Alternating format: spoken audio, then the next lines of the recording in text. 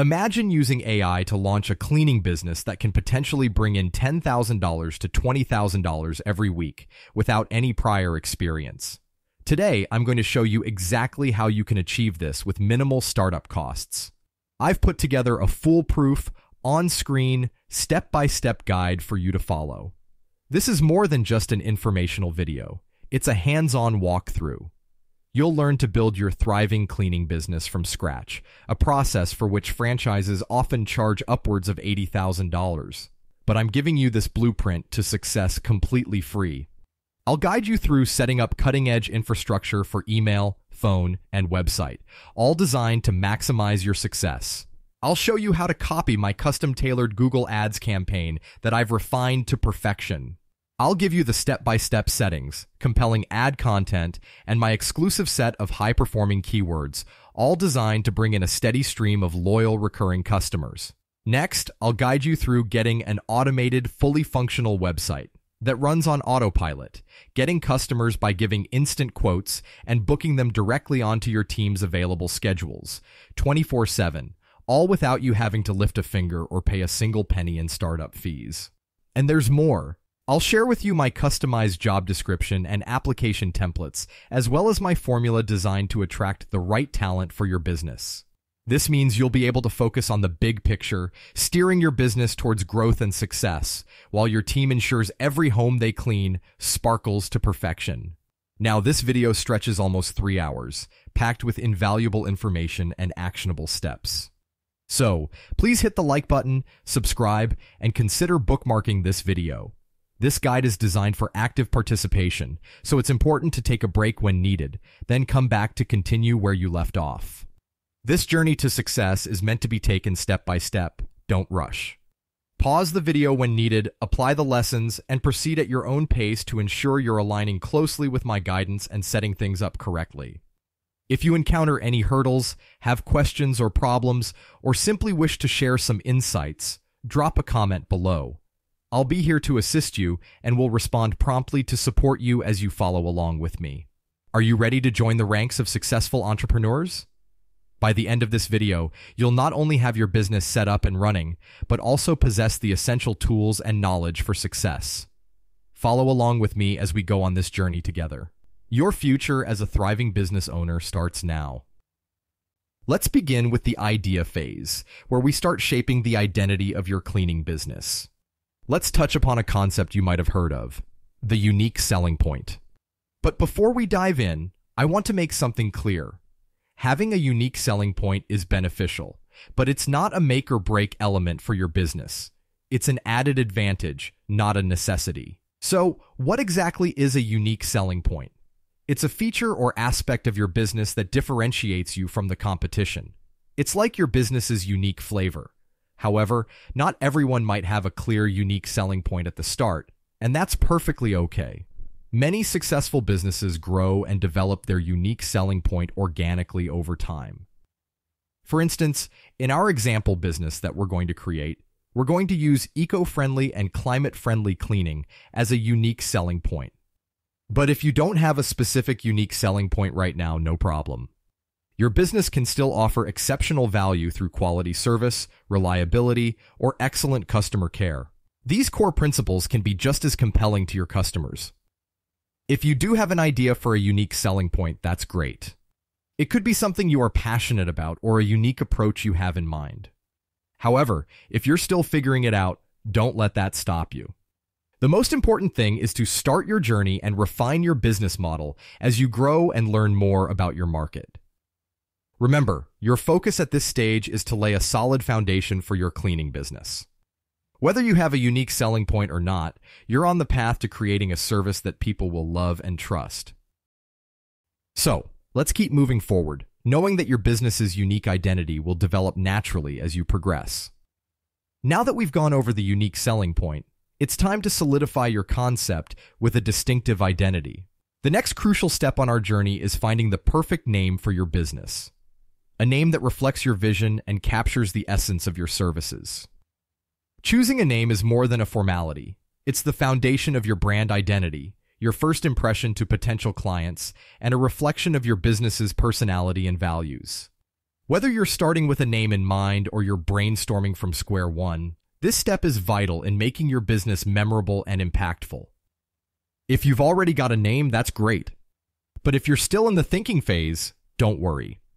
I'll guide you through a creative and strategic process to come up with a name that's not just a label, but a statement of your brand's mission and values. For those of you new to AI tools, fear not. I'll walk you through each step. I'll show you how to use ChatGPT for various important steps in the startup process. If you don't already know how to use ChatGPT or have never used it, that's completely fine. We're going to use it multiple times throughout this video, so I'll walk you through signing up now. Also, it's important to note that you can also use Microsoft's free AI through Bing's website via their chat option or through Skype directly, whichever you prefer. The easiest way to get there is to go to Bing's homepage and click Chat at the top. Now, I did test it and felt it wasn't quite as good as the ChatGPT responses at the time of making this video, but that certainly can change at any time in the future as AI is evolving very quickly. So, if you want to try these steps below in Bing's chat first before signing up and paying for ChatGPT, I would highly recommend it. You may end up saving $20 right off the bat, and you can simply use the same chat prompts in both to get similar results. But if you're not liking the responses from Bing's free AI, you certainly can switch to ChatGPT and try there. So, let's open your web browser and go to chat.openai.com, and I'll have this link in the description below as well. Click Sign Up. Enter your email address. Click Continue. Enter a password and click Continue again. Go to your email and find the verification email from OpenAI. Open it and click the Verify Email Address button. Enter your first and last name and birthday and then click Continue. If you get asked to enter a phone number, go ahead and enter it and click Send Code. You may be asked to verify you are not a robot with some kind of challenge. Go ahead and do that to proceed. Enter the verification code that got sent to your phone, and that's it. You now have access to ChatGPT, so let's proceed. At the time of this video, the upgraded version of ChatGPT required a paid subscription. The paid upgrade provides better quality responses, as well as does other things like image generation that we'll need later on. Let's go ahead and upgrade our version. Click Upgrade Plan, and then choose Upgrade to Plus. Fill in your billing details and subscribe. Now, what I usually do is immediately cancel the subscription so I don't need to keep paying every month if I'm not using it. Canceling it means it won't rebill, but you get to use it for the month you paid for. But if you want to keep paying each month and find some use for the upgraded version, then by all means feel free to skip this part. But if not, go ahead and cancel it now so you don't end up forgetting and paying for what you don't use. To cancel rebilling, click your name on the bottom left. From the menu, choose My Plan. Click Manage My Subscription. Click the Cancel Plan button. Here it will confirm that even though you are canceling your plan, you can still use the upgraded version for the month you paid for. Click Cancel Plan to proceed. Now before we proceed with anything, double check that you are on the upgraded version of ChatGPT. Look at the top left of the chat window and see which version is active. Ours is still showing 3.5, but currently the upgraded version we subscribe to is version 4. So let's switch it. Click the version you are on, and then choose the newest version. Now we see that we're on the upgraded version. Let's proceed. At the bottom, in the chat text box, this is where you communicate with ChatGPT. We're going to first teach the AI about our business, and then have it help us do a few things. You're going to type into the chat box about your business and unique selling point if you have one. For example, we're going to write, I'm going to start an eco-friendly, climate-friendly residential house cleaning company. We will use only eco-friendly products for cleaning and strive to provide our customers a wide range of house cleaning services with the environment in mind. Can you give me a list of 25 good, brandable, two-syllable business names for my cleaning company? The names should clearly portray that it is a maid service and not generic cleaning products or anything like that. In case you're wondering why I asked for two-syllable names, it's because this seems to be the industry norm, but really it's optional and up to you. You can modify and adjust as you see fit for your business. Press enter to send the message.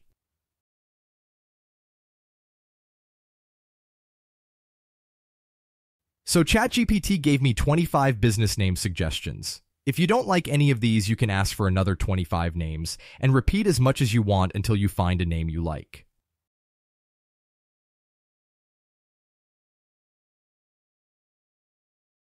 I like this one, EcoMaid.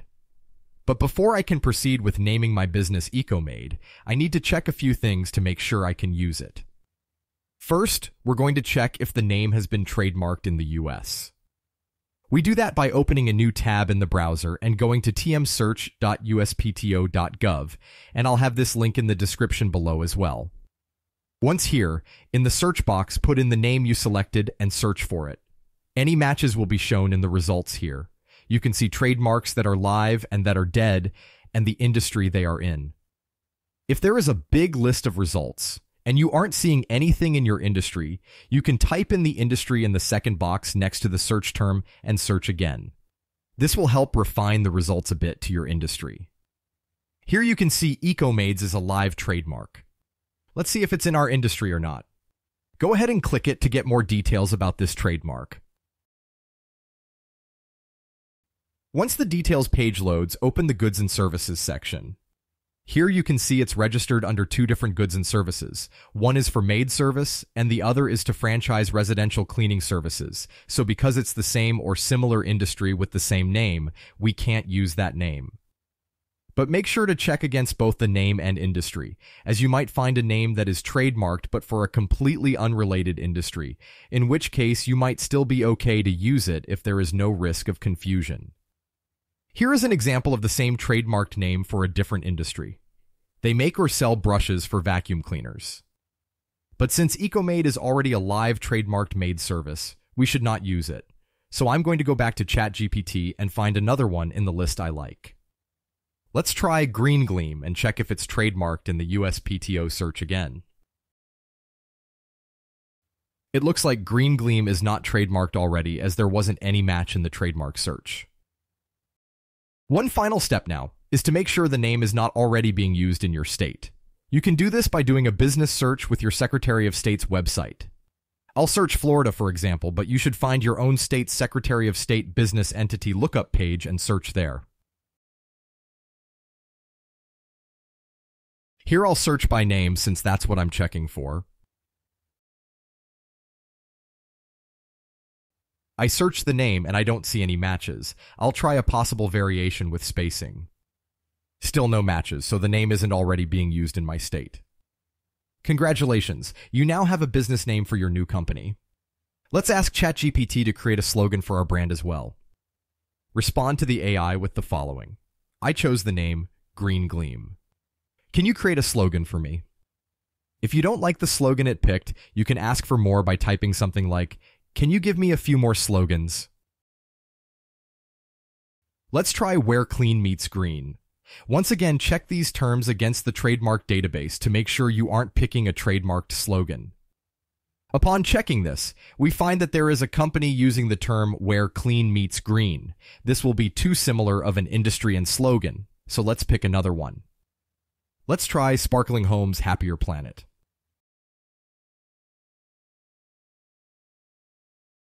No matches for this. Let's remove the comma to make sure it didn't miss any results. Let's refine the search by maid service just to be sure. No matches for it in the trademark filing database, so we'll go ahead and use Sparkling Homes Happier Planet for our company. Now we can proceed to branding our new company. With a business name picked out, it's now time to think about a simple visual representation, your logo. While a logo is a nice touch and adds a professional flair, remember it's just one piece of your business puzzle. Your primary focus is to provide excellent cleaning services. A logo is just a quick visual identifier. It doesn't have to be complex. In fact, something too elaborate might even miss the mark. A simple, clean design can often be more effective. We're going to use ChatGPT again, this time to create our branding colors and logo. So open the ChatGPT conversation again and type in, "Create an image of a branding guide for my eco-friendly residential cleaning company called Green Gleam that uses the slogan, Sparkling Homes, Happier Planet."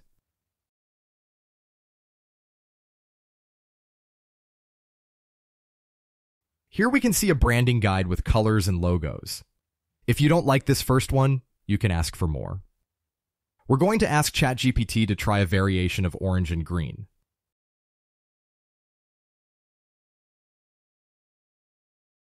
If you still don't like any of those, that's okay. You can keep asking it for variations. Let's ask it to try a few different color combinations.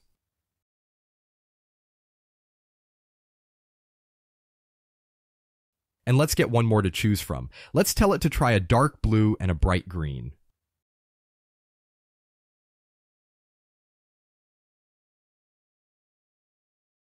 Once you find the colors you like, click it and download it so you have it for later.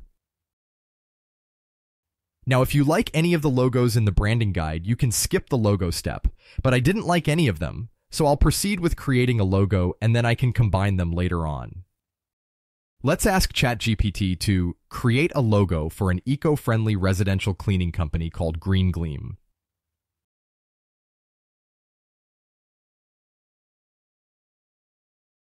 This logo is pretty good, I'll save it, but I would like to see a horizontally wide logo option as well, instead of just a square, so let's ask for that.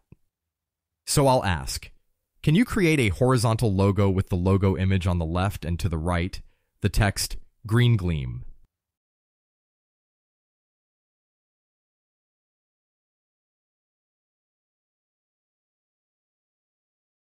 Don't worry about the text being incorrect or scrambled. This is how AI works sometimes, and we'll fix that later. Let's get a few more logo ideas created. Ask to make a text logo for Green Gleam, an eco-friendly residential house cleaning company. Let's keep trying various variations so we have a bigger selection to choose from. Let's ask to make a one-line text logo.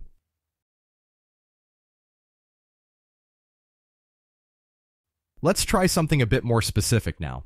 Let's tell it to make a vector-type logo for a residential cleaning company using 2 colors and isolate on white.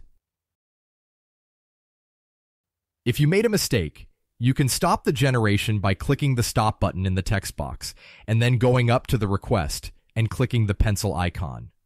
There you can adjust the request. To make the text fit a bit better potentially for the logo, we'll add the text named Green Gleam to the request.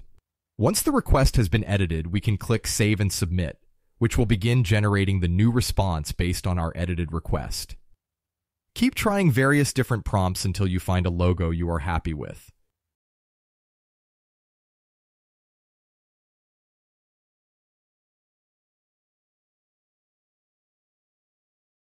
Once you find a logo you are happy with, download it. Now we've got our branding colors and draft logo, but it's not production ready yet. We're going to find someone who can finalize our logo and use our branding guide to get the final logo production ready. We're going to find a low-cost graphic designer to finalize our design by using a service called Fiverr, which is a marketplace for sellers to offer various cost-effective services. Go to fiverr.com. And I'll once again put this link in the description. Once on Fiverr's website, go ahead and create your account. For simplicity, I'll just log in with my Google account. But if you want to create a separate account for Fiverr itself, go ahead and click the Join button at the top.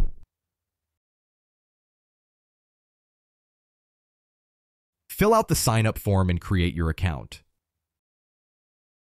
Once you're back on the main page, search the following in the search box at the top. Vectorize logo. This is going to return a lot of results, so we're going to go through them and find the one that looks like it will work best for us. We need someone who is capable of doing logo design and redesign and also capable of vectorizing logos. The easiest way to find the right gig for this is to sort by best selling. Then under service options, check Include Source File. We need to keep the source files for the logo, so this will filter out sellers who don't include the source file. Then finally, let's set a max budget. This will filter out overly expensive options. Since our AI did most of the work in the design aspect, our request is actually fairly simple and shouldn't cost a lot, so we'll set a max budget of $20. Now it's time to go through the results and find someone who looks like they can do the job. We're looking for someone who specifically mentions redesign or design, and also vector or vectorize in their title. Here I've found one that looks like it will cover everything we need. I'm going to click it and check the details. This seller provides both redesign and vectorize, which is something we're looking for, so it sounds like it will work. Also check their portfolio to make sure the quality of work is something that will work for you. Really just make sure that it looks professional and the quality looks good. Next, I'll check the details of each tier of service the seller is offering. Specifically making sure there is a good amount of revisions or unlimited revisions and things like the source vector files are included. Make sure to check each tier of service they provide because their cheapest tier might not have what you need, and their highest tier might be overkill, so check each tier. In this case, the seller's premium tier offers unlimited revisions, which is something I'm looking for to make sure I have enough opportunities to request changes to get things exactly how I want them. Order the gig.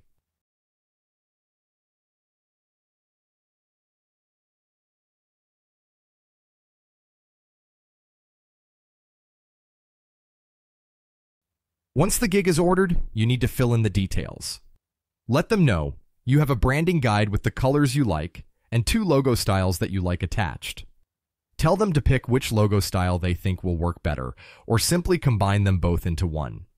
The logo needs to be cleaned up and edited to include the business name Green Gleam and the slogan Sparkling Homes Happier Planet, and the colors need to be adjusted to match the colors in the branding guide. Request one version where the picture portion of the logo is above the text and one version where the picture portion of the logo is to the left of the text. We'll tell them we also need a vector file along with the transparent image file and the fonts they used in the logo, along with the exact color codes that were in the styling guide which were used for the logo.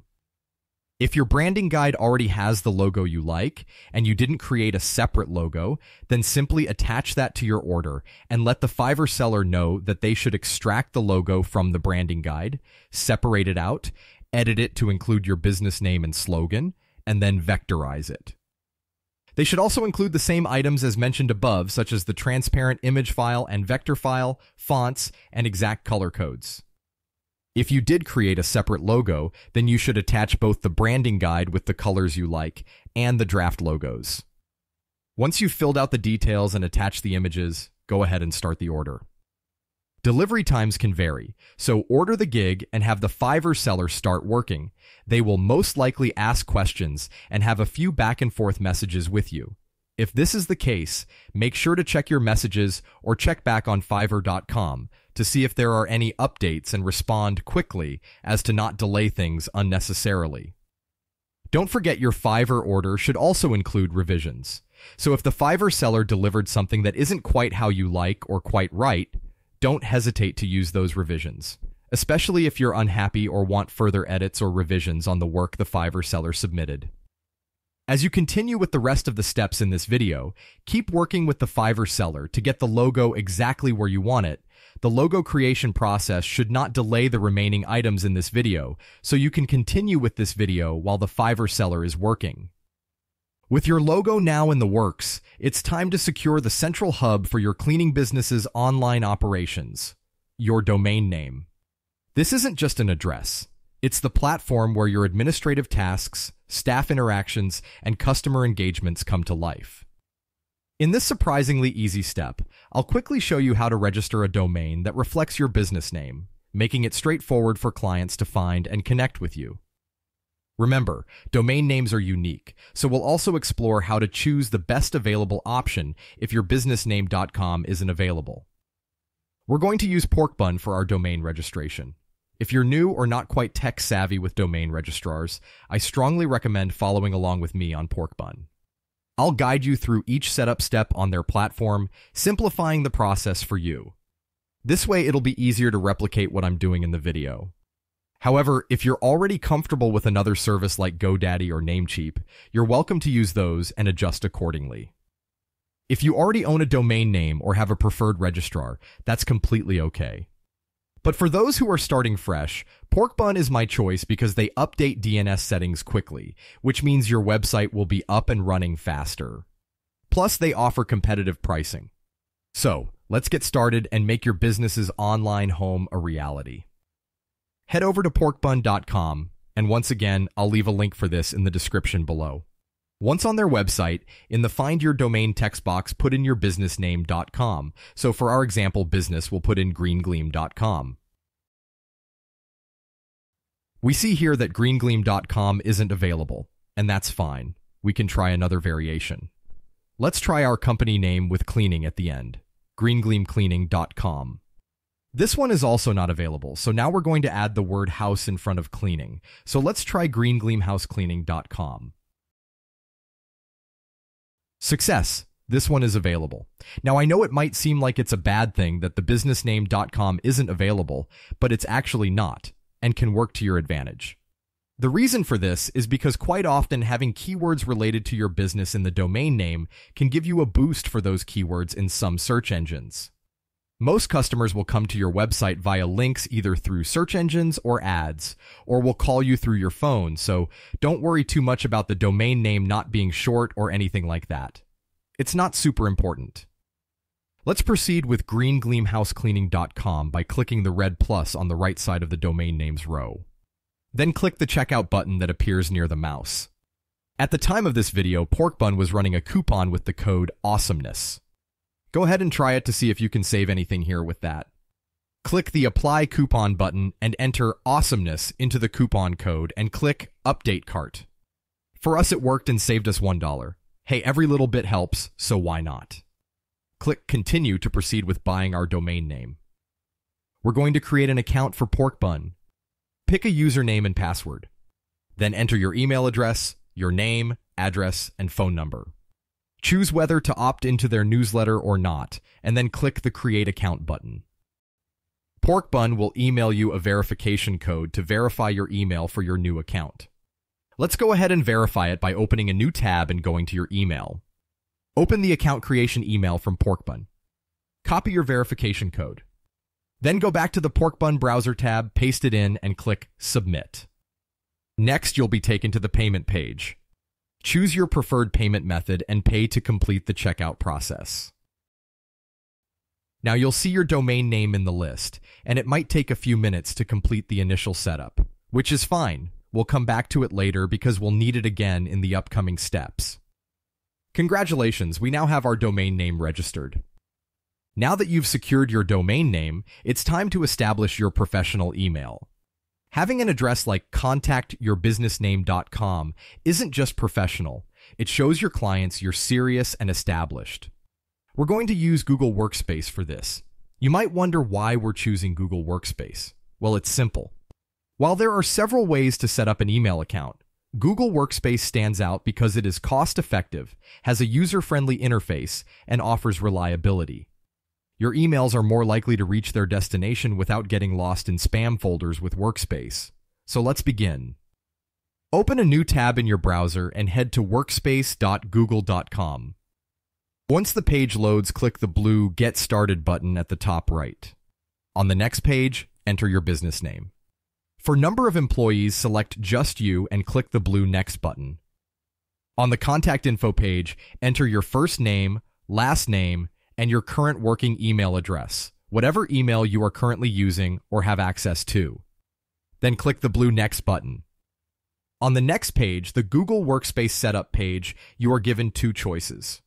The left choice, the withyourcompany.com address choice, is so you can use your new domain name for your email address. On the right side, the gmail.com address choice is to simply use your Gmail account for email. Since we don't want that, we'll choose the left choice, the withyourcompany.com address. So go ahead and select that by clicking the Select button under it.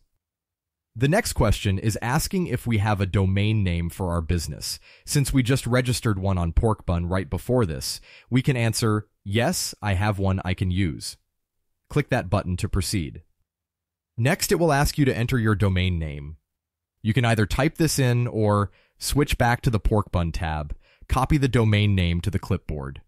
Switch back to the Workspace Sign Up tab and paste it into the Your Domain Name text box. Click the blue Next button to proceed. The next page is a confirmation page. Double check the domain name is written correctly and click the blue Next button again. Now we're going to set up your company email address. This will be whatever the prefix is before @yourdomainname.com. So popular choices are something like contact or info. We're going to use contact so that our company email address will end up being contact@greengleamhousecleaning.com. Pick a password. Confirm you are not a robot. Then proceed with submitting the form. It will ask you to log into your new account here that you just created. So go ahead and log in with your newly created login credentials.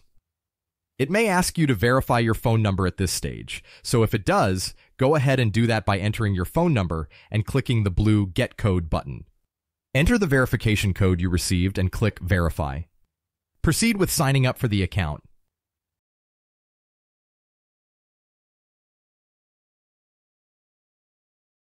Now, once you get to the A Plan for You page, Google will recommend a plan for you. Chances are this is a bit overkill for what you need and too expensive. So after we're done setting things up, we'll downgrade the plan to a much cheaper option since we won't need most of the features of the more expensive plan. For now, let's proceed by clicking the Try Free for 14 days button. On this next page, proceed with filling out your payment details, then continue.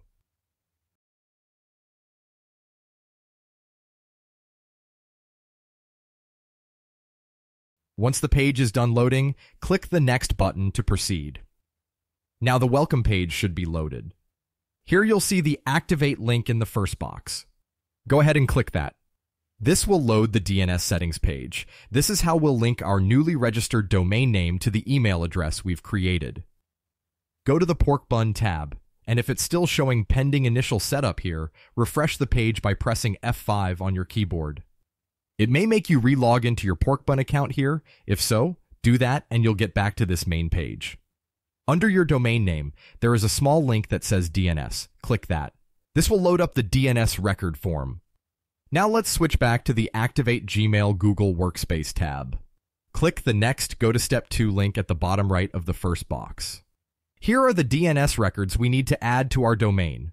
First, click the smtp.google.com text to copy it to your clipboard. Then go back to the Pork Bun tab. In the Type drop-down selection box, choose MX Mail Exchange Record.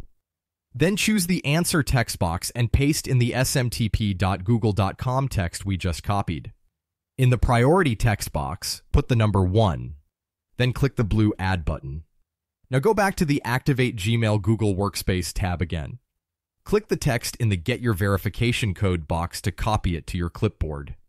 Go back to the Pork Bun tab. Make sure Type is still set to MX and choose the Answer text box and paste in the long verification code you just copied. This time in the Priority text box, we'll put the number 15. Then click the blue Add button again.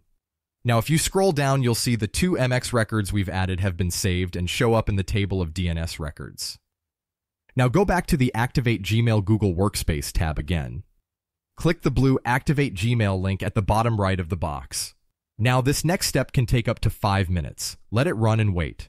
Since Pork Bun is very fast at updating its DNS records, it most likely will work the first cycle and should be fairly quick to complete the check. If it doesn't go through the first run, you might need to click the Retry Activation button when it becomes available and wait again. Repeat as many times as necessary until you see the MX records are updated confirmation page. Give it some time, and eventually the page will appear. When it does, click the blue Finish button at the bottom right. Now click the admin logo at the top left of the Google Workspace page. It may make you log in again. If it does, go ahead and log in.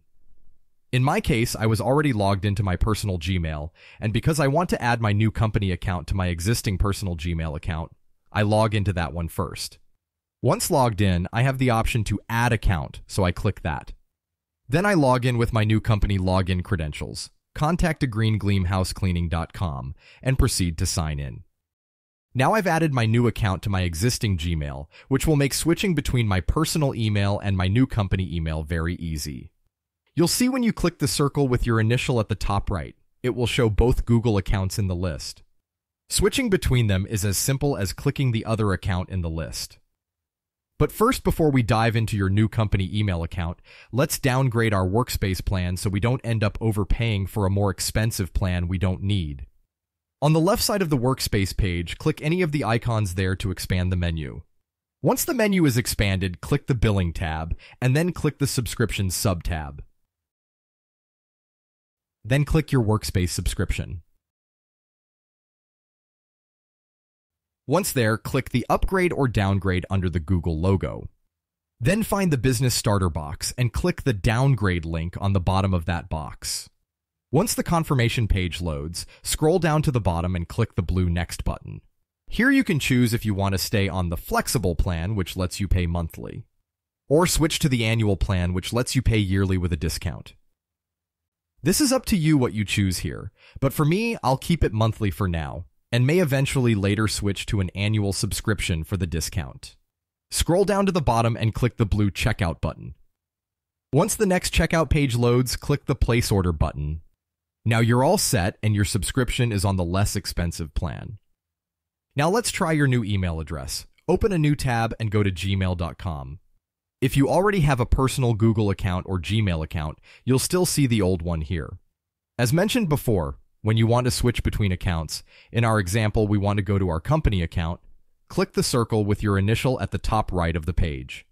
Then click the account you want to switch to in the list of accounts. Once the page loads, you'll be in your new company email account. Test the email by sending yourself a test email. Open the test email once it arrives and take a look. You'll see your name as the from name on your company email address. If you want your company name instead of your personal name to appear here, let me show you how to do that. Click the gear icon at the top right of the page, then click See All Settings. Once that loads, click the Accounts tab at the top of the settings. You'll see in the Send Mail As section your name and company email address. To the right of it, click Edit Info. Then in the pop-up, choose the empty text box option. Then type in your company name. For our example, we'll type in Green Gleam. Then click Save Changes. Great.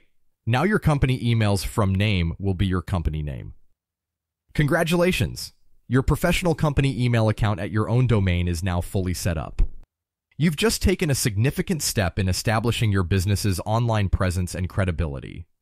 Remember, contact@yourbusinessname.com isn't just an email address. It's a testament to your professionalism and dedication to your brand. Well done on reaching this milestone. Now that we've established your professional email, it's time to enhance your business communication further with a dedicated phone system. Twilio is our choice here, not just for its affordability and versatility, but because it grows with you.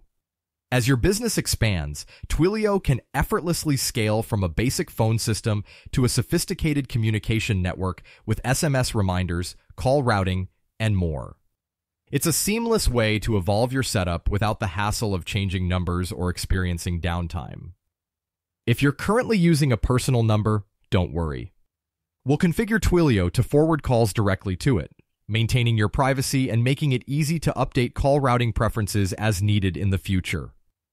Let's dive into setting up your Twilio business phone number. Open a new browser tab and go to twilio.com. Click the Start for Free button at the top right. Enter your first name, last name, email address, and pick a password, then proceed with signing up. Twilio will email you a verification code to verify your email. Go to your email. Find the verification email Twilio sent and open it. Once it's open, copy the verification code. Now go back to the Twilio tab. Paste in the verification code into the code text box. Click the Verify button. Next, you'll need to verify your current number, so enter it into the phone number text box. Now, something important to note here. Do not enter any dashes or any other special characters, only numbers. As Twilio will say, the phone number is invalid if it has dashes or anything other than numbers in it. Then click the Send Code button to get the code sent to your phone. Check your phone for the verification code they sent. Once you get it, enter it into the Enter Verification Code text field and click the blue Verify button. On the next page, you'll get an account recovery code. I highly recommend saving this code somewhere where you won't lose it. This will be used in case you ever get locked out of your account and need to get back in. So copy it and save it somewhere, and then click the Continue button. On the next page, Twilio will ask about what we will use Twilio for. For the first list, the What do you plan to build with Twilio question, I'm going to select Field Services. For the Which Twilio product are you here to use question, I'm going to pick Voice. For the organization, I'm going to pick business. For which best described how you will use Twilio, I'll pick direct brand. And for how do you want to build with Twilio, I'll choose with no code at all. For what is your goal today, you can choose either third-party integration or something else. Then click the Get Started with Twilio button. Once on the main page, we're going to get a phone number for our business. Click the phone numbers link in the menu on the left side. Then click Manage, and then click Buy a Number. Once this page loads, click the Search by Digits or Phrases text box in the Search Criteria section at the top of the page. Here you can enter your preferences for a phone number, such as the area code you want your number to be in. It's a good idea to use whatever is local to where your business is. You can also use stars for wildcards if you want a specific type of number for something that might be easy to remember or specific numbers you might want. In my example, I want a 786 area code and 4 ones in a row, so I'll search 786 **1111**. Then click the blue search button. Now this may not return any matches, and if not, keep searching until you find something that works. And you can try various different things here and find a number you'll be happy with for your business. Once you find the number you are happy with, click the Buy button on the right at the end of the row with that number. Scroll down and finish buying the number. Now, at this point, we need to close this pop-up and upgrade our account out of the trial account. The reason is because the trial account is very limited and doesn't let non-verified numbers get or receive calls with it. So while it might be okay to test certain things, we can't really use the phone number correctly in a trial account.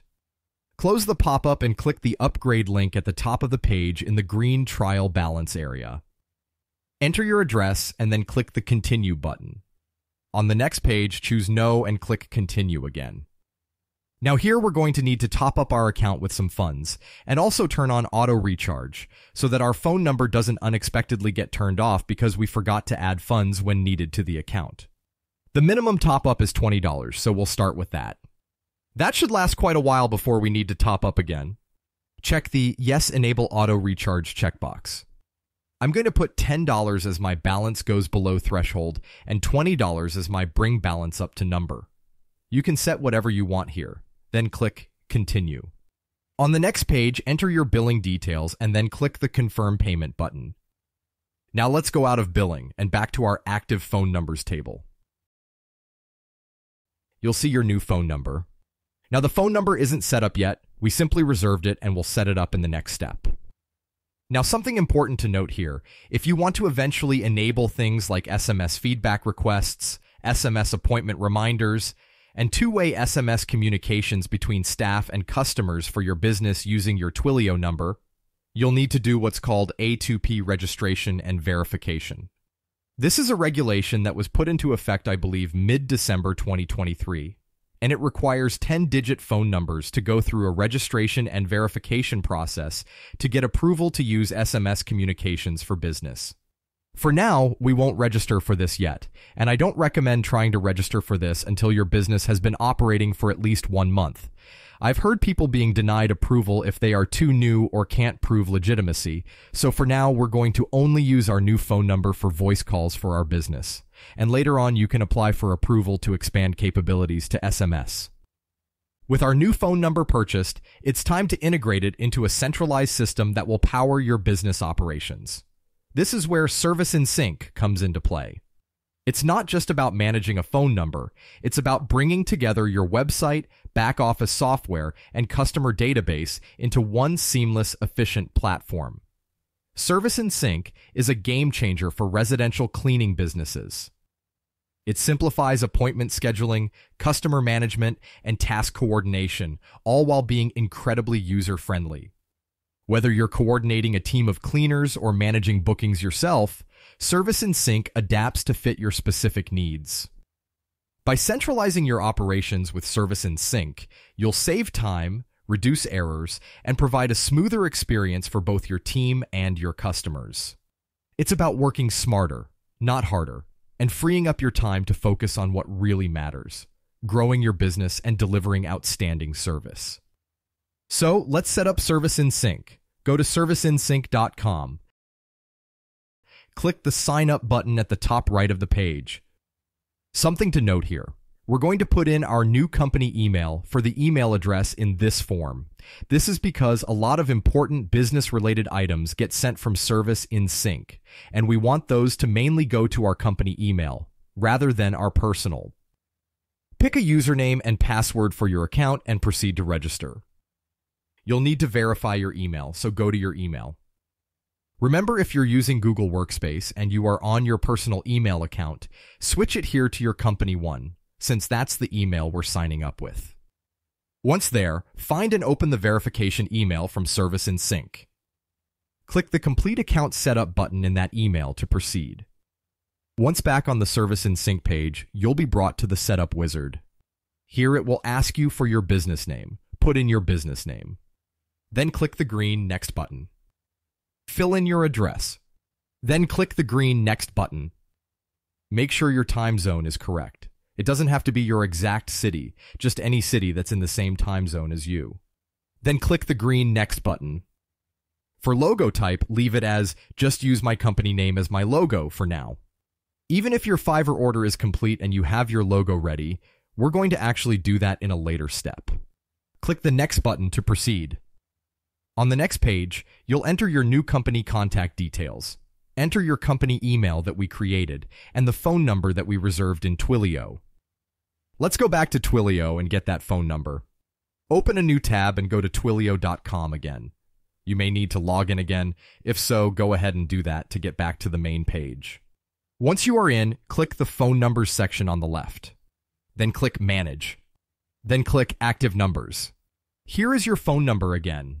You should write it down or save it somewhere so you can access it quickly without having to log in back to Twilio each time to find it. Go back to the Service in Sync Setup Wizard tab. Enter your phone number. You can format your phone number the traditional way here, as this is how it will appear throughout your website, invoices, and emails. Then click the green Next button. On the next step, you're going to choose Residential House Cleaning in the Industry or Business Type drop-down. Then click the green Next button. Now you can modify your business hours. These are the hours that you can schedule customer appointments. By default, weekends are turned off, but you can adjust these hours as needed for your business. Once the hours are the way you want, click the green Next button again. The defaults are fine for this section, so go ahead and just click Next again. And do the same again on the next section. Now, on the Charge a Cancel Fee section, I highly recommend leaving this as a No to start off, and you can revisit this option when you start getting bigger. Customer cancellations will happen, and it's unfortunate, but for now, we don't want to start charging new customers on our brand new business various fees for cancellations just to keep them happy. Again, you can revisit this and adjust as your business evolves if it becomes a problem or you feel it needs to be enabled. Let's go ahead and click Next again. The defaults are fine here, so click Next again. Calculating drive time is great, so leave that on and click Next again. Now this section is important. Number of people dispatched to each job.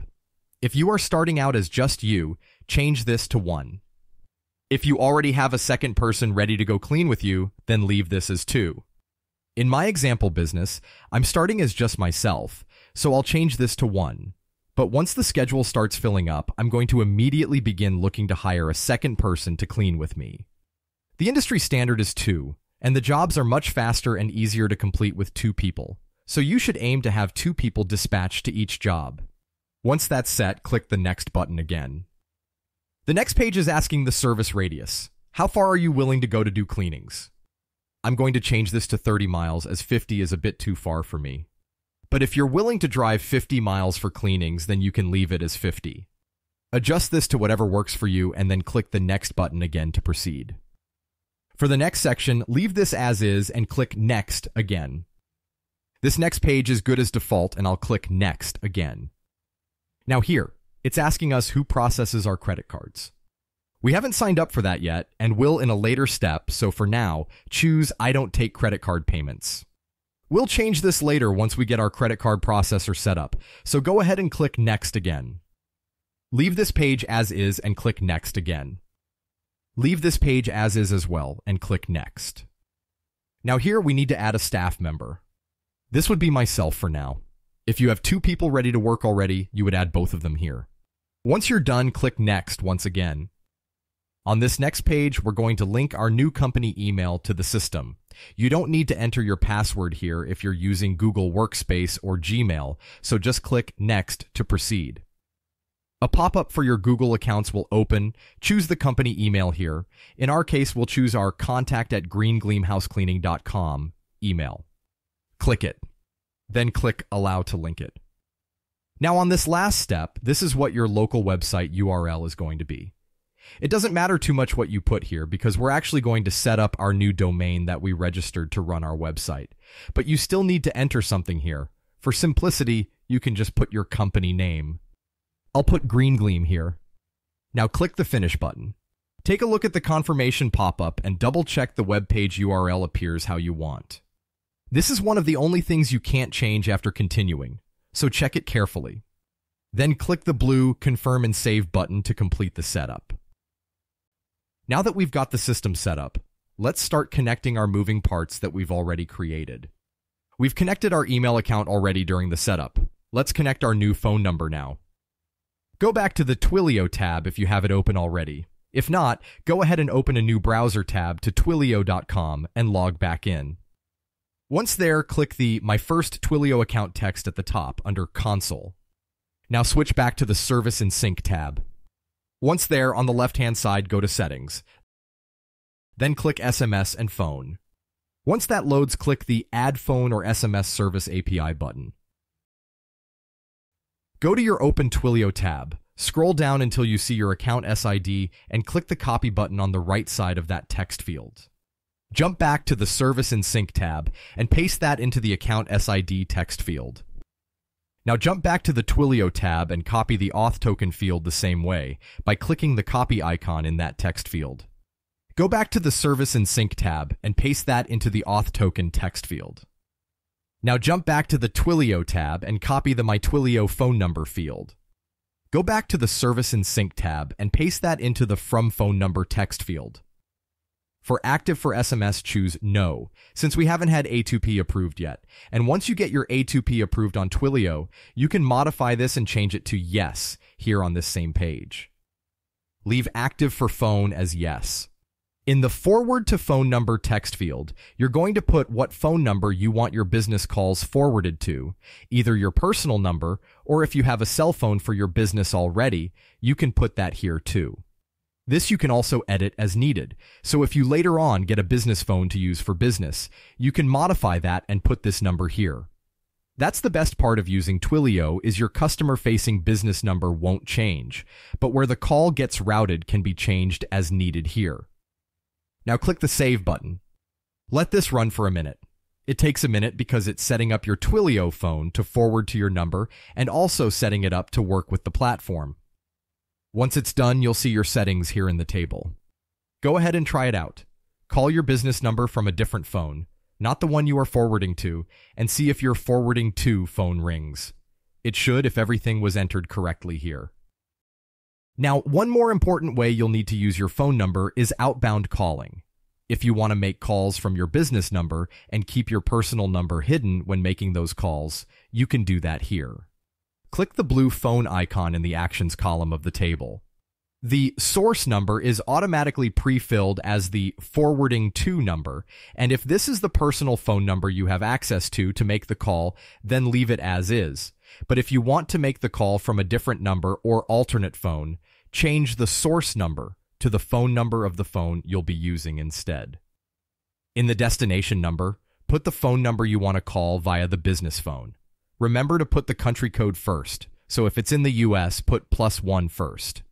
Then click the blue Call button. This will first initiate a call to your personal number, the source number. Once the call to the source number is answered, it will automatically start ringing the destination number.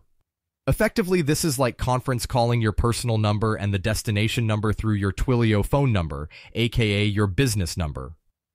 This is similar to how staff will be able to call the customer when they are in the field, but instead of using this page, they'll have it built into their staff portal when they are checked into the jobs. This way, the customer's phone number and the staff's mobile number remain hidden from each other. This is a good time to figure out your voicemail. You'll record this on whatever phone is the forward to phone. So if you are using your personal number for forward to, consider changing your voicemail so that it works for business and personal. And if you have a business dedicated phone and number already, you can set your voicemail there. I recommend recording something like, "Thanks for calling Green Gleam House Cleaning. We're on the other line or unable to answer your call right now. If you want to sign up for services or get a quote, you can do so directly on our website at greengleamhousecleaning.com. Otherwise, you can leave a message and we'll get back to you as soon as possible. Thank you." Now, once you get your A2P approved on Twilio, inbound SMSs to your Twilio business number will also be forwarded to the forward to phone number you set. But again, that's only after A2P approval. I recommend once or twice a day checking in Twilio if you received any messages to your number and responding to them manually. You can do this by going to the Twilio website. Choose the monitor option at the top left. Click Logs and choose Messaging. Here you can see if any text messages came in. Hover over the blue eye icon to see what was in those messages. The red row is our attempt to forward the message. The red means it was undeliverable since we're not A2P verified yet. So you can ignore those as they will happen each time any message comes in when not A2P verified. The From column will show what phone number sent the message to you. So that's it for linking Twilio with Service in Sync. Your business communication system is now integrated and ready to go. You've created a strong foundation for handling calls and managing your communications efficiently. Now let's move on to another critical piece of your online presence. Let's take an important step in making our business look professional and polished, linking our new domain name, greengleamhousecleaning.com, to the Service in Sync website. We'll use Cloudflare, a service renowned for keeping websites safe and secure. But Cloudflare's capabilities extend beyond that. It also allows us to seamlessly connect our unique domain name directly to the Service in Sync platform, ensuring a smooth and professional experience for our customers. Typically, a Service in Sync website is hosted on a generic address like greengleam.serviceinsync.com. However, we want customers to visit and use the site through greengleamhousecleaning.com. Cloudflare facilitates this by discreetly guiding customers to our Service in Sync website whenever they type in our domain name. To our visitors, the entire experience appears as though it's happening directly on greengleamhousecleaning.com. Using Cloudflare doesn't just make our site look more professional, it ensures a smooth experience for our customers. So, let's take the next step. Head over to cloudflare.com and we'll set up this essential link between our domain and the Service in Sync website. Click the sign up link at the top right. On the next page, under the free column, click the Add a Website button. Once that loads, fill in your email and password. I recommend your personal email here instead of your business one, because Cloudflare will actually drive the DNS settings for your email. And if for some reason one or the other has an issue and you can't log back in, it will be a lot harder to do a password reset through email. Click the Sign Up button. On the next page, you want to click the Add a Website or Application button. Now let's open the Pork Bun website. We're going to need to make some changes in there. Go ahead and open a new tab and go to porkbun.com. Log in if you're not already logged in, and once in, click the Account button at the top right. Then choose Domain Management in the drop-down menu. Copy your domain name. Go back to the Cloudflare tab. Paste the domain name into the Enter Domain Name text box. Then click the blue Continue button. Scroll down and make sure the Free Plan box is selected. Then click the blue Continue button. Now this will take some time, so let it run and wait. It will start scanning your domain name, and that's normal. Once it's done, it will have your DNS records for that domain. Now, if this is a fresh domain that you've just registered like we have in the video, it only needs the 2 MX type records we added back in the Google Workspace email setup. If there are any other records such as A type or CNAME type, we need to delete those. Delete any records that are not MX type records by clicking the Delete link on the right side of each DNS records row. Each time you do that, to complete the process of deleting that record, you'll need to click the red Delete button again on the pop-up. Repeat that until the only records remaining are the 2 MX records. Then click the blue Continue button at the bottom. On the next page, scroll down and find the Add Cloudflare's Name Servers section of the page. Switch to the Pork Bun tab, and when you mouse over your domain name, two links will appear under it, one that says DNS and one that says NS. Click the NS link. Once that loads, delete everything in the text area that is there already. It should be empty. Then switch back to the Cloudflare tab. Click the first Click to Copy link to the right of our first new name server. This will copy it. Then switch back to the Pork Bun tab and paste it into the text area we just cleared. Press Enter to start a new line. Then go back to the Cloudflare tab again. This time click the second Click to Copy link to the right of the next name server. Then once again, you guessed it, switch back to the Pork Bun tab and paste that into the new line we created. Then in Pork Bun, click the blue Submit button. Once that's done, go back to the Cloudflare tab. Scroll to the bottom. Click the Done Check Name Servers button. On the next page, click the blue Get Started button. Leave automatic HTTPS rewrites on and click the blue Save button. Next, on the Always Use HTTPS section, turn that on by clicking the toggle switch on the right side. Then click the blue Save button again. On the next section, leave it on and click the blue Save button once again. Then click the blue Finish button. Now, go to the top left of the page and click the back arrow to the left of your domain name. In the left menu, click the Workers and Pages section. Now, if you haven't verified your email with Cloudflare yet, it's time to do that. Open your email and find the Cloudflare Verify Your Email Address email. Remember, if you're not in the right email account, you can switch by clicking your initial at the top right and choosing the other account. Once the email opens, click the verification link.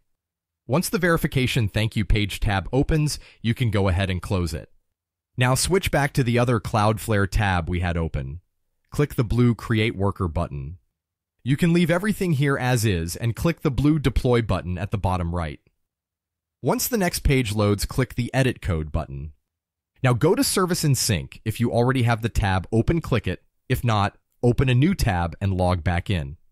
Once in, on the left menu in the Settings section, click the Web Portal link. Scroll down to the gray Custom Domain Cloudflare Worker Pass-Through Code box and click anywhere in it. This will copy that code. Go back to the Cloudflare tab. Delete all the text in the text editor. Then paste in the code we just copied from Service in Sync. Then click the blue Save and Deploy button at the top right.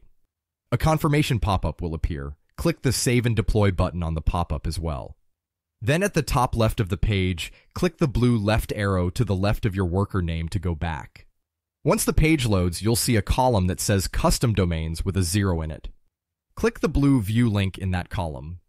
Scroll down and click the blue Add Custom Domain button. In the Domain text box, put your domain name. I like to copy and paste this from Pork Bun directly to make sure I don't make any typos in the process. So switch back to Pork Bun. Copy the domain name. Then switch back to Cloudflare and paste it. Then click the blue Add Custom Domain button under that text box. We're going to do this one more time, so scroll up until you see the Add Custom Domain button again and click it. This time type in www.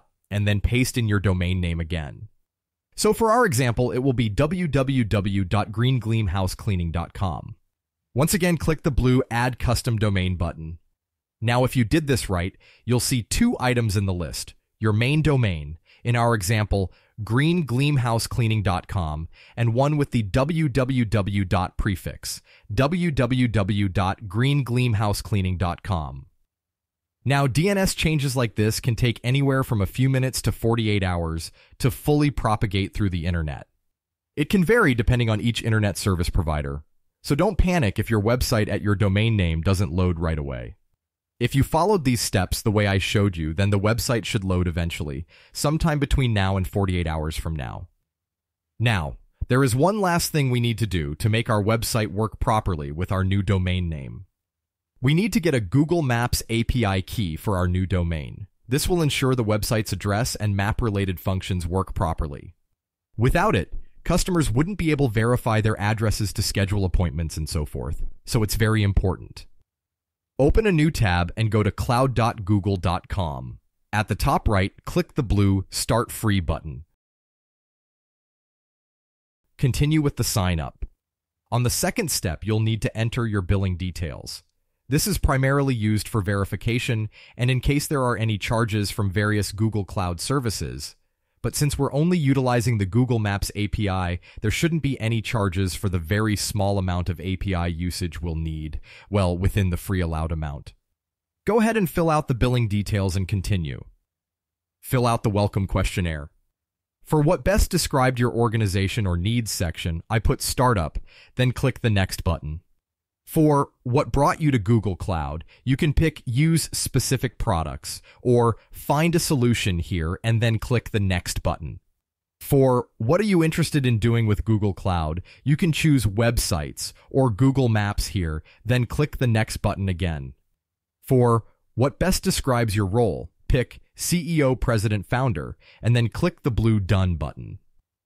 Now, on the Google Cloud Console page, in the search bar at the top, type in Google Maps API, then click the API and Services result in the search suggestion area. Once that loads, in the Get Started on Google Maps Platform pop-up, click the blue Go to Google Maps Platform button. On the Protect Your API Key pop-up, choose HTTP Referrers.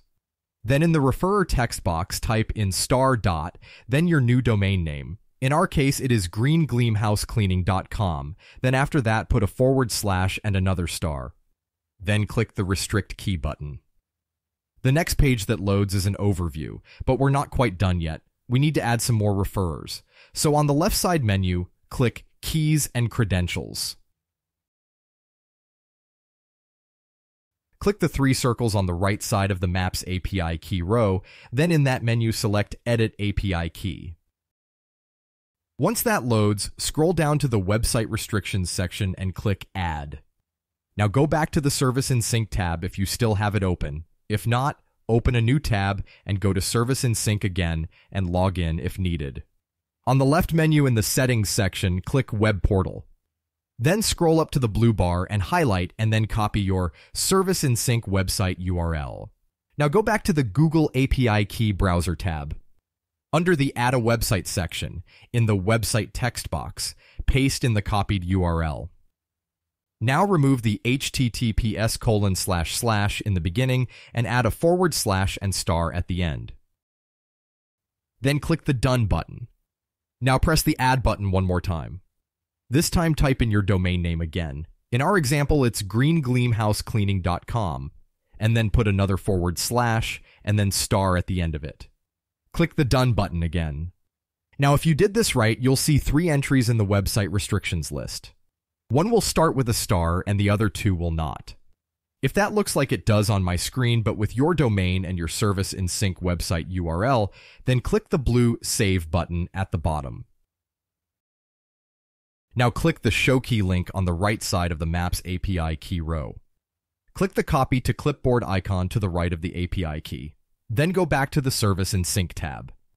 Click the Custom Domain Google Maps API Key text box and paste in the API key we just copied there. Then click the white Save button directly under that area. Now one last thing we need to do is set our canonical HTML head tags.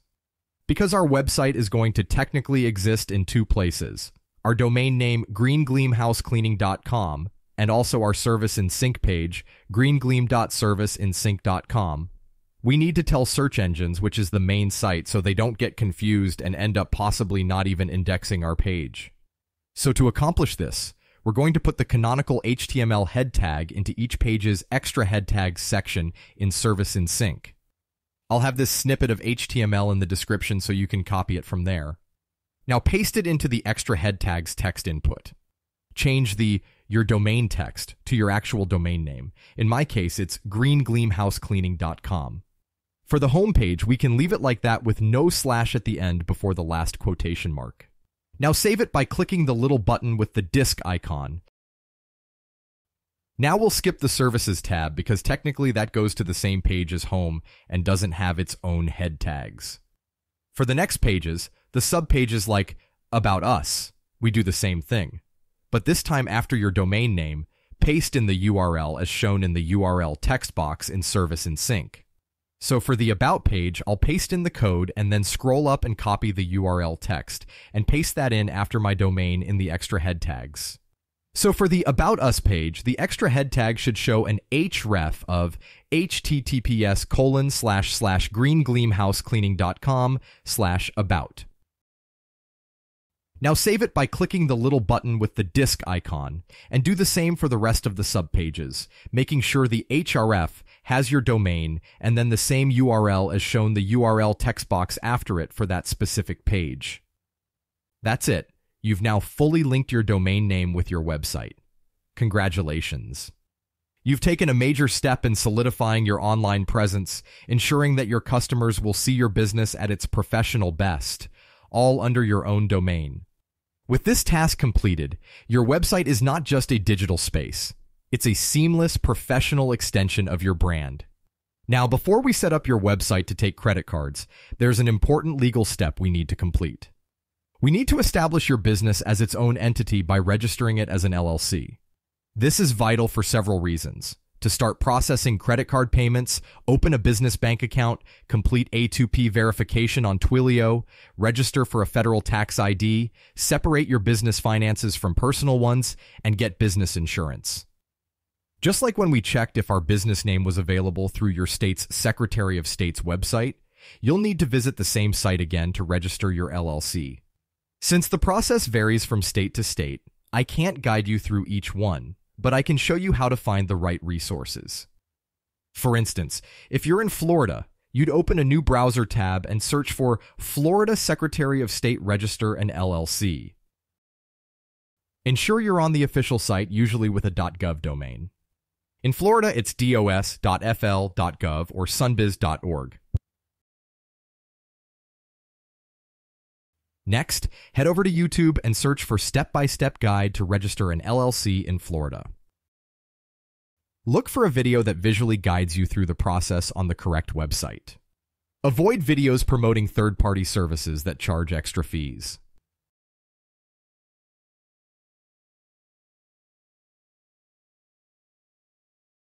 Once you've found the right guide, follow it to register your business. In my case, I'll be registering Green Gleam LLC. The timing for receiving your paperwork varies by state, but once you've applied, you can proceed with the next steps here, even if you're waiting for your official documents. Now let's secure your employer identification number, also known as an EIN, from the IRS. This number is essential for tax purposes and is commonly required for financial services, including Stripe, which we'll use for accepting credit cards. Obtaining an EIN is straightforward and free, and I'll guide you through every step. Open your browser and go to the official IRS website at irs.gov. Once there, click the Apply for an Employer ID Number link.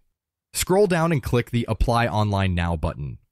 Click the Begin Application button. For business structure type, pick Limited Liability Company LLC.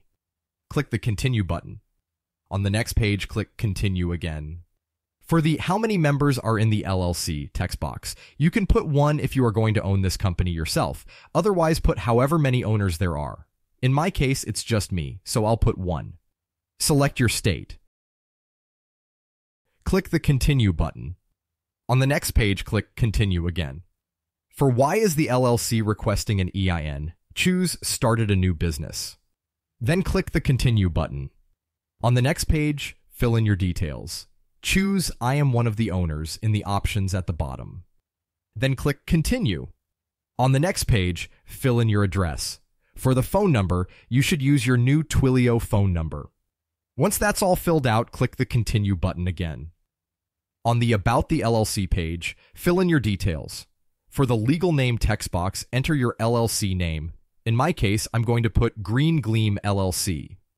Do not use any commas or special characters here. The system will not accept it, so remove commas even if they are shown in your Secretary of State paperwork. For the trade name, put your name again without the LLC ending this time, so we'll put just Green Gleam. Verify the rest of the details are correct for the rest of the form, then click the Continue button again. On the next page, you can choose No for every field and click the Continue button. On the What Does Your Business Do page, scroll down and choose Other. Then click Continue. On the next page, select Service and then click Continue. On the next page, in the What is the primary service you provide text box, put in house cleaning and then click the Continue button. On the How would you like to receive your EIN confirmation letter page, choose Receive the letter online. Then click the Continue button. Confirm all the details are correct. If you are the only owner of the LLC, for your name they will add sole MBR.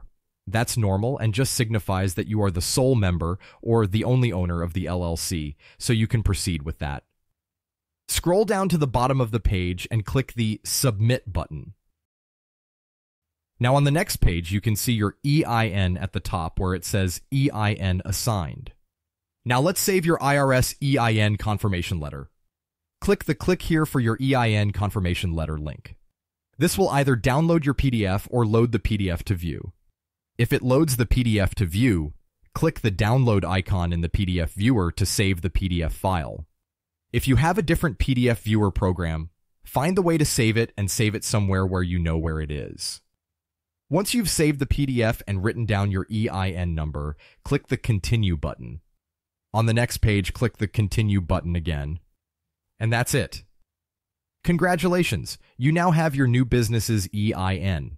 It's in the PDF document you downloaded, and when you need it, you'll open that PDF document to get it. This is an important document, so put it in a safe folder or upload it to your Google Drive for safekeeping. It's a good idea to keep all of your business-related documents and files somewhere safe.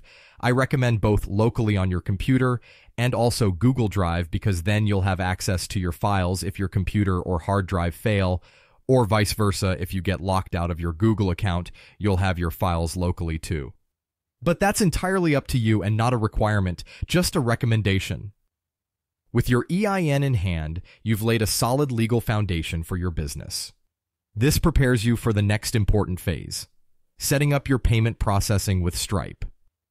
In residential cleaning, flexible payment collection is key. Stripe equips you to handle various digital payment scenarios, from automatically charging a customer's card after each appointment to sending out invoices for traditional payments. Offering a range of payment options isn't just about convenience. It shows your business's adaptability and commitment to customer needs, building trust and loyalty. Now let's set up your payment system with Stripe. I'll guide you through the process, ensuring you're ready to offer a smooth, accommodating payment experience for every client. We'll make sure your business and website are all set to handle payments efficiently, whether they're automated, invoiced, or by check. Open your browser and let's navigate to stripe.com to get started. Click the Start Now button. Put in your email, full name, and pick a password. Then click the Create Account button. Once that's done, open your email and find the Stripe Verify Your Email message. Open it. Click the Verify Email button in that email. Once the next page loads, click the Activate Payments button. For type of business, select Company. For business structure, select Single Member LLC if you are the only owner, and Multi-Member LLC if you have more than one owner of the LLC. In my case, I'm the only owner, so I'll select Single Member LLC. Click the Continue button. On the next page, enter your company name in the Legal Business Name text box. In my case, I'll put Green Gleam. In the Employer Identification Number text box, enter the new EIN you just got. In the Registered Business Address section, enter your business address.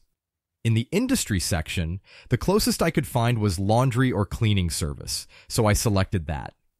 For business website, you can enter your domain name. In my case, I'll put www.greengleamhousecleaning.com.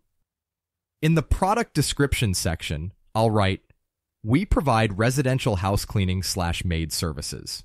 We typically charge customers immediately after the services are completed. Click the Continue button. Enter your first and last name into the first text boxes. Enter your date of birth in the Date of Birth text field. Fill in your home address in the Home Address section. For the phone number, you can either put your personal number or your new business number from Twilio. Enter the last 4 digits of your Social Security number, or if you want to provide something else other than your social, you can do so by clicking the Provide a Government-Issued ID Number Instead link. Once you're done there, click the Continue button. In the Describe How You Fulfill Orders section, I put within 1 day. Then click the Continue button. On the next page, in the Statement Description text box, put something that will clearly identify your business. When customers check their credit card statements, they will see this as a charge. If they don't recognize it, they might dispute it, and we don't want that. So we want to be sure they recognize the charge. For here, I'll put Green Gleam Cleaning. For the shortened description, here I'll leave it as Green Gleam, but the same thing applies here. They should know it's you and not something vague or hard to understand. For the customer support phone number, put your new Twilio number into the text field. And for the customer support address, you can simply put your business address here. Once done, click the Continue button at the bottom. Now we're going to add your bank account here. If you don't have a business bank account yet, that's fine. You can add your personal bank account here and then switch it later once you get a business bank account set up, and I'll go over that later in this video. So for now, enter in whatever bank account you have. You can either link them automatically with one of the predefined banks they list, or enter your routing number and account number manually by clicking the Enter Bank Details Manually Instead link. If it shows you a list with your bank account that's been added, click the Continue button. On the next page, we're going to set up your two-factor authentication for Stripe. For simplicity, I chose Use SMS. Enter your cell phone number here, not your Twilio number. Then click the Confirm Phone Number button. Enter the verification code that Stripe sent as an SMS. On the next page, you'll get a backup code. This is very important. In case you get locked out of your Stripe, you can recover your account with this. This is something I would save both to your Google Drive and locally, and make sure you'll be able to find it if you need it later on. Once you've got it saved, click the I have saved my backup code button. Then click the Done button. After that, click the Continue button. On the next page, click the Continue button again. If you get a climate contribution donation page, you can choose if you wish to donate part of your revenue to their climate initiative. Whatever you want here, it's up to you, and proceed with one of the buttons at the bottom. Now, on the Review and Finish Up page, check over everything and make sure it's correct. If something isn't right, this is your chance to fix it. Once you've confirmed everything is correct, scroll down to the bottom and proceed submitting the form. Now you're in your Stripe account. Let's link your Stripe account to your Service in Sync website. That way you can start taking cards and storing them for recurring customers. In the search bar at the top, search API key. You'll see Developers API keys in the search suggestion box. Click that. Once that page loads, go to the Service in Sync website. If you don't already have a tab open for Service in Sync, open a new tab and go there. Once there, log into your account. Then on the left-hand side, click the Settings section in the menu. Then click the Payment link. Once that loads, click the green Add a Payment Processor button. Turn on Default by clicking the toggle switch. Switch back to your Stripe tab. You'll see a section called Standard Keys. In there, you'll see a long token in the publishable key row. Click it to copy it to the clipboard. Then switch back to your Service in Sync tab. Paste that into the publishable key text box. Now go back to the Stripe tab, and in the secret key row, click the Reveal Live Key button.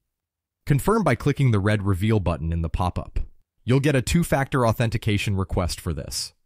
Complete that request to proceed. Once that loads, click the long key token that loaded to copy it. Then switch back to the Service in Sync tab and paste it into the secret key text box. Then click the blue Submit button. Stripe should appear in the Payment Processors table now. That's it. Now your website accepts credit cards and your customers have a quick and easy way to pay you for appointments. Congratulations! You've successfully established the essential IT infrastructure for your cleaning business. With your custom domain email, integrated phone system, and customer-ready website, your business is primed for efficient operation and professional customer interaction.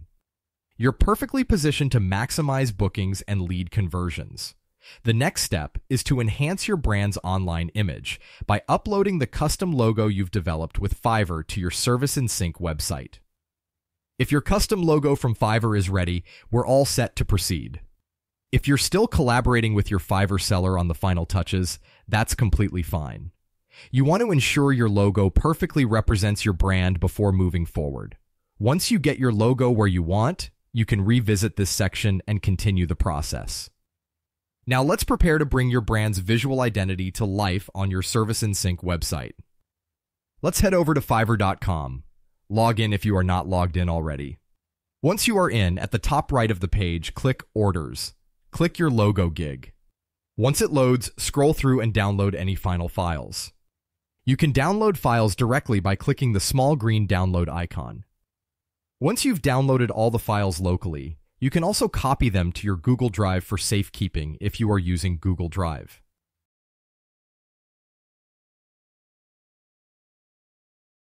Once you have all your logo files downloaded, we'll upload the logo to your Service in Sync website. This small but significant update will ensure your brand's visual identity is consistent across all platforms and communications. If you don't already have a Service in Sync tab open, go ahead and open a new tab and go to serviceinsync.com. On the left menu, click Settings. Click the Business Profile link. Scroll down and in the Logo section, choose Image at the bottom. Choose your horizontal logo image file here. Click the blue Submit button. Open a new browser tab. Now hopefully by now your Cloudflare DNS changes have taken effect and your website is accessible. Test your website by going to your domain name. In my case, I'm going to open greengleamhousecleaning.com. Now I can see my website is loaded and my logo appears perfectly. Let's go back to the Service in Sync tab. Click the empty image box in the Icon section of the business details. Now here, choose your logo, one that is just the image part of the logo. Scroll down to the bottom of the page. Click the Submit button. Now go back to your business website tab. You'll see currently the small icon in the tab is still the Service in Sync icon. So let's refresh the page. Click the Refresh button in your browser. Now you can see the icon has been updated to your logo in the Browser tab. Now your logo will be used throughout the site, on the pages, in the client and management area, on invoices and emails, and so forth. Congratulations! Your cleaning business now boasts a cohesive and professional online identity, ready to impress and engage customers. Now let's turn our attention to amplifying your visibility and reach. Google My Business is an invaluable tool for increasing your residential cleaning business's online presence. By setting up a profile, you're not just listing your services, you're actively engaging with potential customers in your local area and making your business a prominent choice in Google searches and maps. Think of your Google My Business profile as your business's online front door. Here, potential customers will find everything they need to know: your services, operating hours, contact details, and the valuable experiences shared by past clients. As your business grows, this profile will become an essential tool for standing out and attracting new clients. But it's not just about being found. Your Google My Business profile is crucial for our upcoming advertising strategy. When linked to your Google Ads, it can significantly boost your visibility and attract a surge of customers. Ready to get started? I'll guide you through every step of creating a compelling Google My Business profile. By the end of this process, you'll have a powerful online presence that not only showcases your brand, but positions your residential cleaning business as the go-to choice in your community. Let's dive in and set the stage for your success. Open your browser and go to google.com/business. Click the blue Manage Now button. In the business name text box, enter your business name. Here I'll enter Green Gleam House Cleaning, but in reality, I could probably just enter Green Gleam without the house cleaning at the end, since technically my business name is not Green Gleam House Cleaning, but just Green Gleam. Once you enter your business name, click the Create a Business with this name drop-down option. Then click the Continue button. On the business type page, choose Service Business. Then click the Next button. In the Business Category section, start typing House Cleaning Service, and when the House Cleaning Service suggestion appears, click it. Click the Next button. On the Where Do You Serve Your Customers page, you can enter all of the cities you serve here. Add as many as you want here. Then click the Next button. Enter your new Twilio number into the phone number field. Enter https:// and your new domain into the website text field. So in my case, I'll enter https://greengleamhousecleaning.com. Then click the Next button. On the next page, check the checkbox if you want to get tips from Google on how to improve your profile. I recommend checking this. Then click Continue. On the next page, you'll be asked to verify your address. Put in your address and click the Next button. On the verification page, you'll have options to get verified. Now, these options can randomly vary for everyone. Some people might need to verify with a phone call or SMS to their business number. Some might need to verify with a postcard that gets mailed to their address. And in extreme cases, some might need to do a video call with Google. In our case, we can do it through our phone, so I'll choose phone code. Then click the Next button. I'll choose call instead of text message, because since we're not A2P verified on Twilio yet, calling will forward to my cell phone. Then click Next. Put your verification code in once you get the call. Then click the Verify button. After verification, click the Next button. For the Add Your Services section, we'll pick Deep Clean, Moving-Related Cleaning, Office and Workplace Cleaning, and Standard Clean. If you want to add General Housekeeping, you can, and you can add Custom Services with the Add Custom Service link at the bottom, but it's up to you. Once you've added all the services you want listed in your Google My Business profile, click the Next button. In the next section, set up your business hours. This should match what you set in Service in Sync when you were setting it up. I'll go through and set mine from 8 a.m. to 5 p.m. Monday through Friday, just like my Service in Sync setup. On the next page, you can allow people to message you through your Google profile. Keep this on and click the Next button. For business description, you can add whatever you want people to see as your business description here. If you are unsure what to put here, you can go back to ChatGPT, tell it about your business and any unique selling points you have. Then tell it you need a 750-character maximum description of your business for your public Google My Business profile. Now, I don't recommend straight copying right from ChatGPT, as sometimes AI content can be detected, and it may in the future hurt your visibility. But it's a good starting point for an idea, and you can rewrite what ChatGPT gives you in your own words.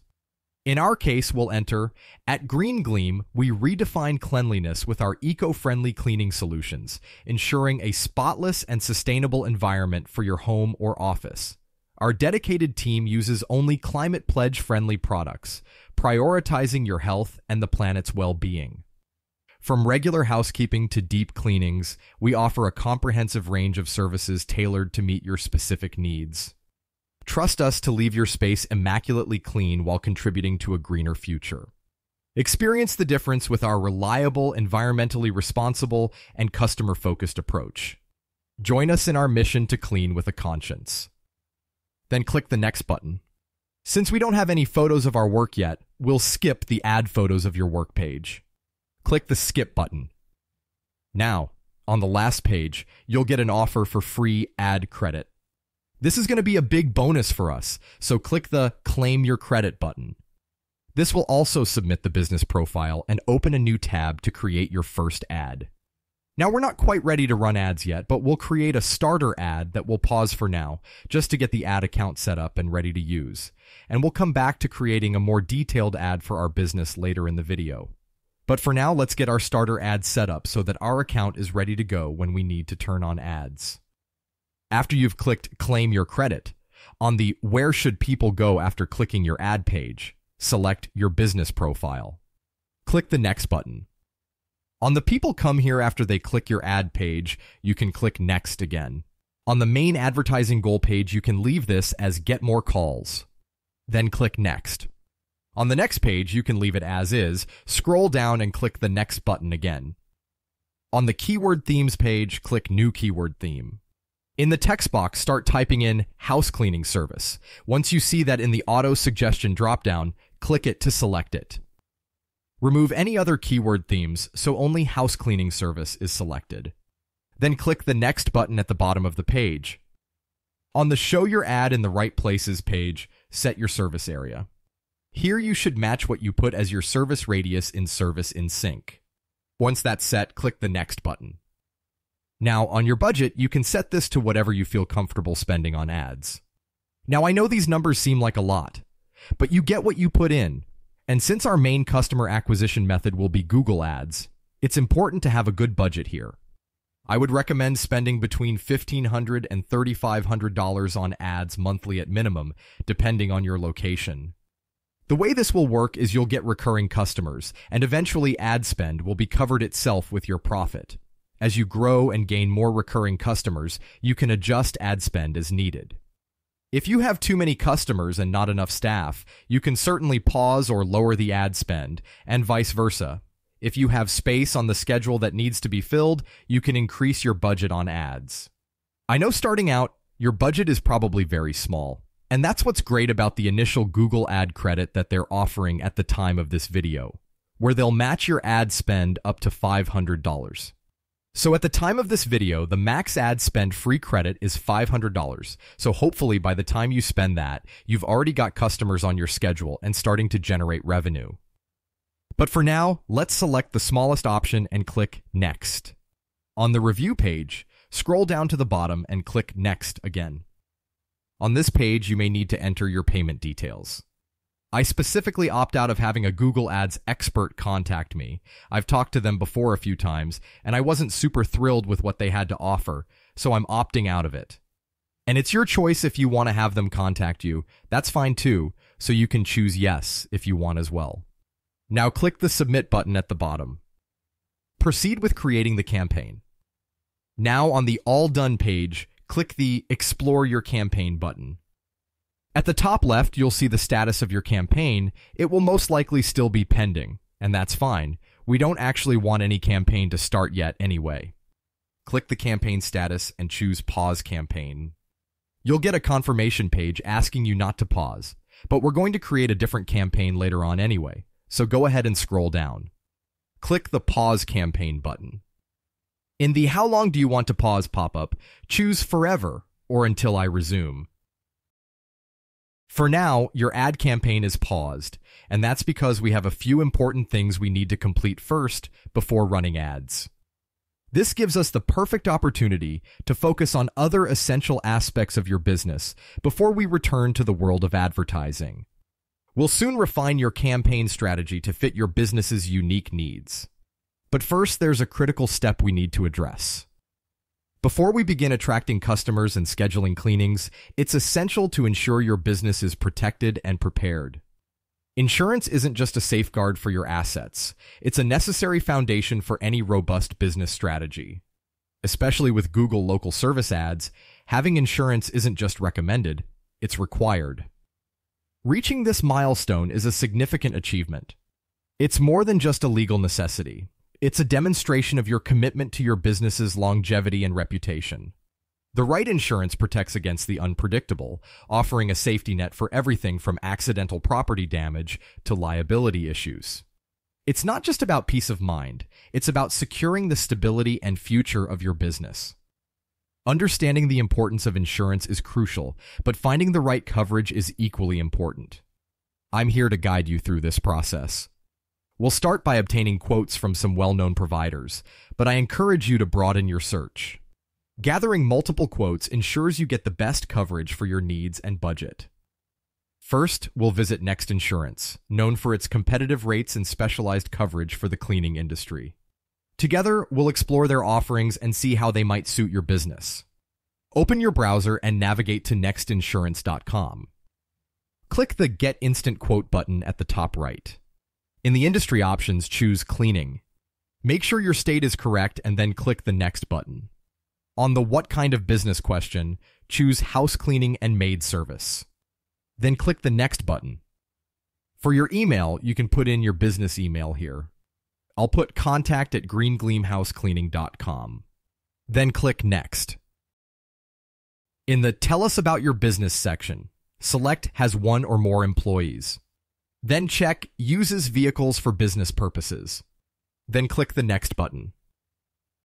On the next page, click Continue. Fill in your first name and last name.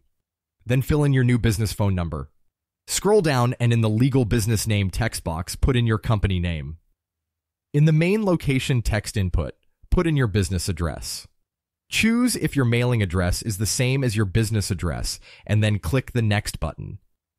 In the About Your Company section, choose your company structure. Since we created an LLC, we'll choose Limited Liability Company. Since we just started our business now, we're going to put in the current year for the What year did you start your business question. Then click the Next button. On the About Your Business page, since we only have one location, we'll choose No for the first question. And since we are only hiring local workers, we'll put No for the second question. Then click the Next button. In the About Your Business section, in the Number of Owners text box, enter how many owners own the LLC. If it's just you, then put 1. In the Number of Employees text box, if you already have hired staff, put how many here. Do not include yourself here. So if it's just you, put 0 here. And in the Expected Subcontractor Payroll section, we'll put 0 because we don't have contractors, and anyone we hire will be an employee and not a contractor. Then click the Next button to proceed. For the Business Activities section, choose House Cleaning and Maid Service. Click the Next button. Then on the confirmation page, click Next again. In the Years of Experience in your trade text box, we'll put 1 since we just started and don't have previous experience. If you do have previous experience doing this, then put how many years of experience in the text box. Now, in the Expected Revenue section, we don't really know because every market is different and you're just starting out. But I think our first year, a reasonable best guess would be approximately $75,000, so I'll put that. Then go to the bottom of the page, review the requirements, and when you're done, click Next to proceed. Now on the next question, choose whichever answer is suited for your situation. Then click the Next button. On the next question, I put No. Then click Next. For who typically hires you, I put the property owner or manager. Then scroll down, review the information, and proceed. Answer the rest of the questions on the page as how they pertain to your personal situation. At the bottom for when would you like your coverage to start. Put this as the first date you're planning on putting customers on the schedule. I chose in a week because I need to finalize my ads and get supplies still, but really just put whenever you will be ready to start cleaning customers' homes. Then click the Next button. On the umbrella or excess liability coverage question, I put No. Then click Next. Now you'll see your pricing options here. Either leave this tab open or take note of the pricing here somewhere for your reference when comparing with other companies. Next up is Hiscox, another reputable provider with a history of supporting small businesses. They're known for their tailored policies and customer-focused approach. Let's see what they have to offer. Open a new tab and go to hiscox.com. Click the Get a Quote button. Enter your zip code and click Get a Quote. Insert your profession. Start to type house cleaning. Once you see janitorial/cleaning services in the suggestion box, click it. For ownership structure, we're going to choose Limited Liability Company, since we have an LLC. And for when would you like coverage to begin, we're going to put next week again. Then click Continue. Since we're trying to do an apples-to-apples comparison between the providers, we'll only select General Liability for now. If cyber is something you're interested in, then you can go ahead and consider it as well. But since we're not going to do that, we'll proceed without cyber. Scroll down and click the Continue button again. In the Cyber Protection pop-up, we'll click No Thanks. On the next page, fill out your name. In the Business Name text box, put your business name as it's registered with your Secretary of State, so we'll put Green Gleam, LLC. For telephone number, we'll put our business phone number. For email, we'll put our business email. For when did our business begin, we'll go ahead and put this month and year. Then click the Continue button. On the Locations page, enter your business address. Then click the Validate Address button at the bottom. On the confirmation page, if the address looks correct, click Continue. On the General Liability Questions section, for is this business operated out of your home, we're going to put Yes for now. And the goal would be to get an office once we have enough staff and revenue, so later on when that happens, make sure to update your insurance provider. For how many owners are there? In my case, I'm the only owner, so I'll put 1. But if you have more than 1 owner, put the amount here. In the what is your employee payroll question, we're going to put 0 because we don't have any employees yet. But again, if you have employees, put that number here. And once you get employees, make sure to update your insurance and let them know. In the how many employees section, for my case, it's just me so far, so I'll put 0. And just like before, if you already have employees, put that number here. Now on the list of extra operators, I'm not providing any of these, so I'll click none of the above. Then click the continue button to proceed. Now on this page, in the for the next 12 months, what is your expected revenue? I'll put once again, like last time, $75,000 as my estimate. Then click the continue button to proceed. Now here we see our price with hiscox.com. It's a much cheaper price than Next, and this is exactly why I recommend getting multiple quotes, because oftentimes your first quote isn't necessarily the best one for your situation. Our final stop is thimble.com, a modern insurance provider that offers flexible and on-demand coverage options. They're particularly popular among freelancers and small business owners for their adaptability. Open a new tab and go to thimble.com. Click the green Get a Quote button. On the next page, put in your zip code. On the next page, choose Business Insurance. Then click the Next button. For what kind of work are you doing, I typed in house cleaning and didn't see it exactly. I tried maid service and didn't see it. And I tried home cleaning and didn't see it specifically, so I chose deep cleaning in the list. For coverage, once again, I'm trying to get an apples to apples, so I choose only general liability. Then click the Next button. On the next page, review the information and continue. For how long will you need coverage, we'll choose a month or more. Then click Continue. Since we don't have any employees yet, we'll choose No on this next page. But again, if your situation is different, then choose the appropriate response for your situation. Click Continue to proceed. For when do you want coverage to start, we'll once again choose next week. Then click Continue. We're going to turn off business equipment protection because that isn't something I want for my business. Now you can see your monthly rate at the bottom. It's less than Next, but more than Hiscox. Keep in mind that if you got quotes without employees mentioned, redo quotes again once you have employees so you can get the appropriate coverage, such as workers' comp. It's best to contact the insurance companies and ask them which coverage you might need as your scenario changes and get up-to-date pricing.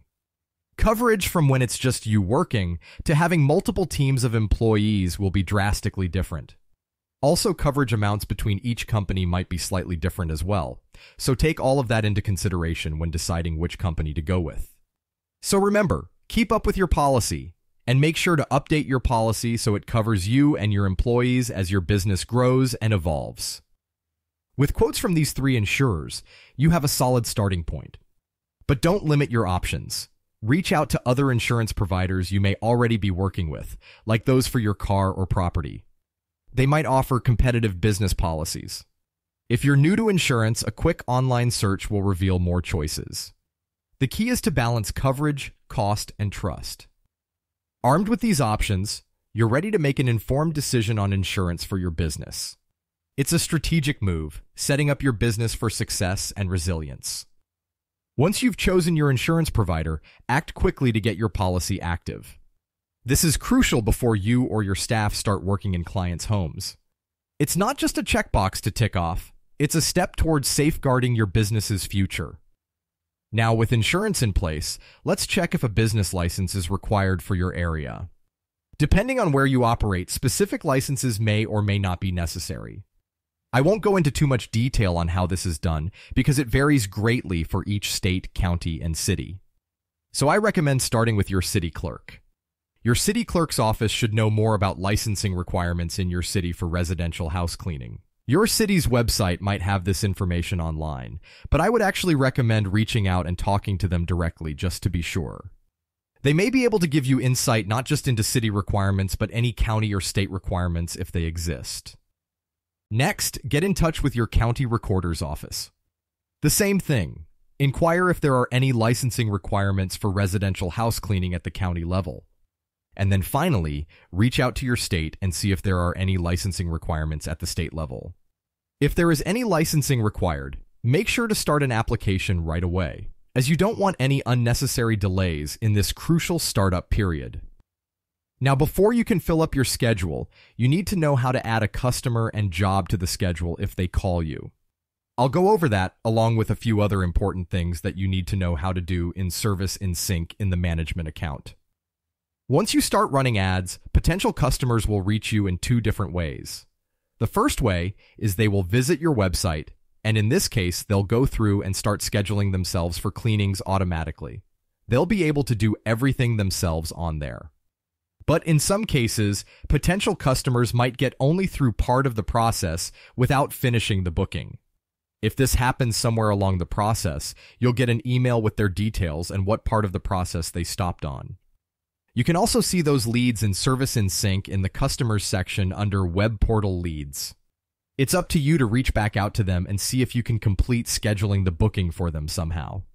This is a great way to close out hot leads that are ready to book but didn't quite get to the last step. Now, the other way a customer will reach you is by phone. They'll call to inquire about your services and see if they can get a quote from you. Now, ideally, if these customers decide to proceed and book your services, you want to put these customers near other nearby appointments to save drive time and leave the schedule more open. I'll show you how to do that. In Service in Sync, go to the Schedule section and then click Appointment Grouping. Once on that page, start typing in the customer's address. If it already exists in your system, it will show up in the list. But if the customer doesn't exist, then you won't see any existing results in the list. Now, there are two options: use this address and add customer that will appear when you start entering the address. You can click Use this address if you want to give a customer a quote without adding them to your customer database. If you want to add a new customer, though, click the Add Customer button. This will begin the process of adding the customer into the system. For now, let's pretend a customer called and wants pricing first before they book. So we'll click the Use this address button. The address will be validated. Double check that the recommended address is still correct, and if there is a drastic change, reconfirm with the customer. Then click the Use Address button. This will load up a map view and a list view of nearby appointments. The flag is the customer's address, and the pins are your existing appointments. In the table, the nearby appointments will be sorted by distance.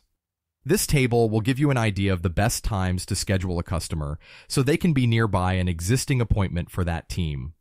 Doing this minimizes drive time between appointments, using up less time in the schedule for driving and leaving more time for cleanings.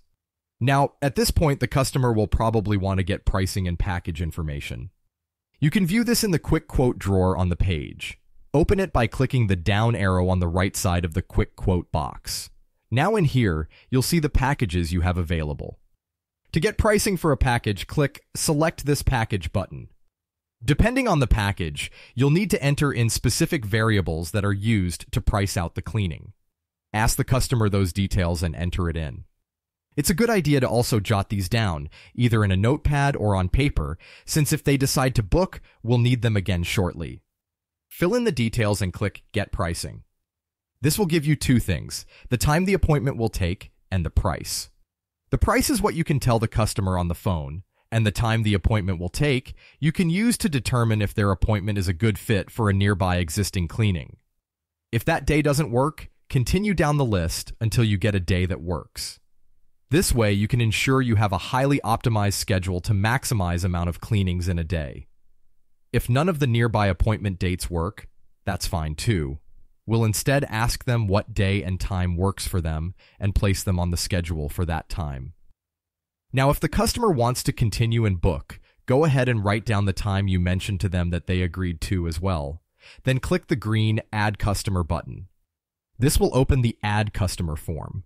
Fill it out with the customer's details. In the bottom in the User Account section, check Send Welcome Email to User. This will give them instructions on how to set up their online account. Then click Add Customer.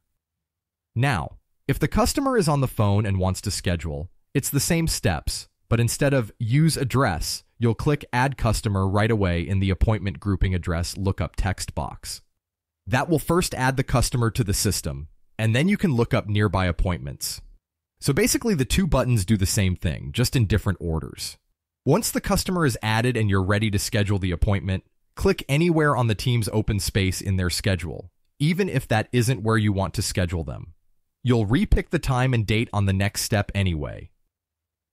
This will bring you to the Add Appointment page. Here, double-check the customer you just added is in the customer field. Choose the package they wanted. It's okay if the price isn't the same as was shown before. This is because sometimes how often the job recurs adjusts the prices, and we'll be able to modify it on the next step. Enter any other relevant details. Scroll down to the bottom and click Submit. Now you have the calendar loaded. Choose the correct repeating recurrence of the appointment, and then double-check the price and duration are correct. Place them in the time slot you chose when looking up the appointment grouping. Check the Send Customer Confirmation button. This will email them their appointment confirmation. Then click the Submit button. Now go back to the calendar, either in the week or day view, and double-check that the appointment was created and put on the correct team. Now we see that the appointment is on the schedule, so we are all set. That's the basics of adding an appointment to the schedule. Now that we've got some test customers on the schedule, I'll show you how to set up and log into a staff account and go through a typical day. In Service and Sync, load the Staff section of the menu. Then click View Staff. Let's click ourselves. Here you can see how the staff account is set up. Set the pay structure how you want and check Allow this user to log into the system.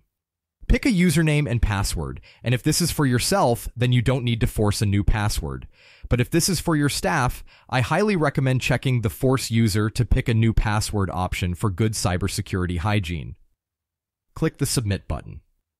Now we're going to set up the staff account on your phone, so you can use it while you are out on jobs. I'm going to show you how to do this in both an iPhone and an Android. This is something all your staff should do after they are hired. So on iPhone, open Safari and go to your website. At the top right, click the 3-bar menu and go to My Account. Log into the staff account here with the credentials you just created. Once in, click the share icon at the bottom of Safari. It looks like a square with an arrow pointing up. Then scroll through the list and click Add to Home Screen. You can set the name as just your company name here. So I'll remove Schedule, so it's just Green Gleam. Then click Add at the top right. Now the phone should have a green gleam icon that should be used by staff when they are working.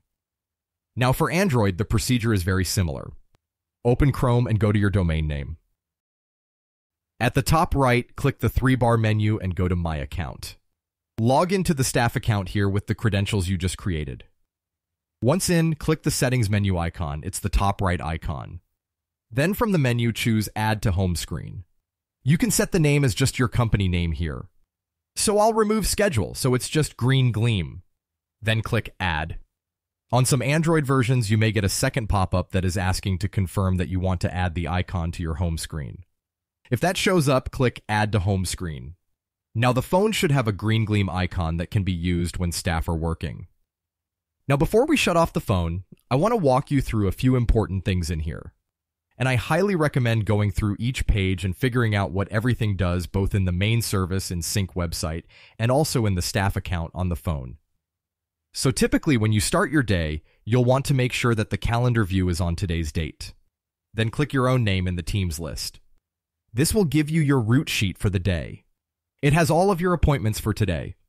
Now at the top, you'll see a Driving Directions button. You can use this to load up your route with all stops for the day in your Map app. Now, if you don't have an office yet, that's fine. You can click I have arrived at the office when you're starting your day anyway. Now, when you get to your first appointment, you can click I have arrived at and that appointment's address. A pop-up will ask if you drove. This is for mileage reimbursement calculations. If you drove, choose yes, otherwise no. Then click Confirm. Now, when current address is showing your appointment, you'll have tabs that show the appointment details. If you need to call the customer, you can do so using the business phone number instead of your personal by clicking the Click Here to Call button. Now, assuming that the staff user account has a phone number added to their account and the customer has a phone number added, you can click the Connect button to start the call. This will initiate a call to you first. Then once you answer, wait, it will start ringing the customer. When you get to the customer's address, always make sure to carefully check comments for both the address and the appointment section. Now, if you want to take before and after photos, this is a good time to snap the before photos. Do that in the Photos tab for the current location section. Also, check to see if there are any forms attached to the appointment. To fill out the form, click the pencil icon on the right of the form row. Now, this might be something you do after you're done with the appointment, as well as the after photos. So fill out the form and at the bottom, click Submit. Once you're done with the current appointment, you can head over to the next and repeat. This is the basics of daily staff operations in the field. You should go through each staff and set their permissions accordingly. Now, assuming your Google My Business profile has been verified by now, I'm going to show you how to set up your review booster in Service in Sync. If you are still waiting for your Google My Business profile to be verified, come back to this step when that happens. Now, what the review booster will do is skyrocket your high reviews on places like Google so that your reputation grows and you start naturally getting leads without having to pay for ads and start beating out your competition as far as reputation goes. In Service in Sync, go to Settings and click Customer Reviews. On another tab, go to your Google My Business profile. You can do this by simply searching My Business in Google. View your profile. Once your My Business icons load at the top of Google, click the down arrow to load more options. Then click the Ask for Reviews icon. Once that loads, copy the review link. Then go back to the Service in Sync page and paste that into the External Review Redirect text box. Click the Submit button at the bottom of the page. And that's it. Now, after each appointment, customers will get a review request message. If they give you an 8 out of 10 or higher, they'll be redirected to leave a public review on Google as well. Now, another important thing to know is how to deal with managing your schedule. In the Schedule section, click the View Schedule button. Now we can see our schedule. Normally, each staff member would be on their own line, but since we only have one staff in the system right now, there is only one line. You can see the appointments on the schedule. If you mouse over them, you can see the basic details of the appointment. Now, there are tons of features and customizations in Service in Sync. I won't go through them all here, but I do recommend checking out each page and seeing what it does after you've completed all these steps. Now on here, you can drag and drop appointments to move them to different dates and times. Now for recurring appointments, it's important to note that dragging and dropping will only change that one specific date and not any upcoming appointments.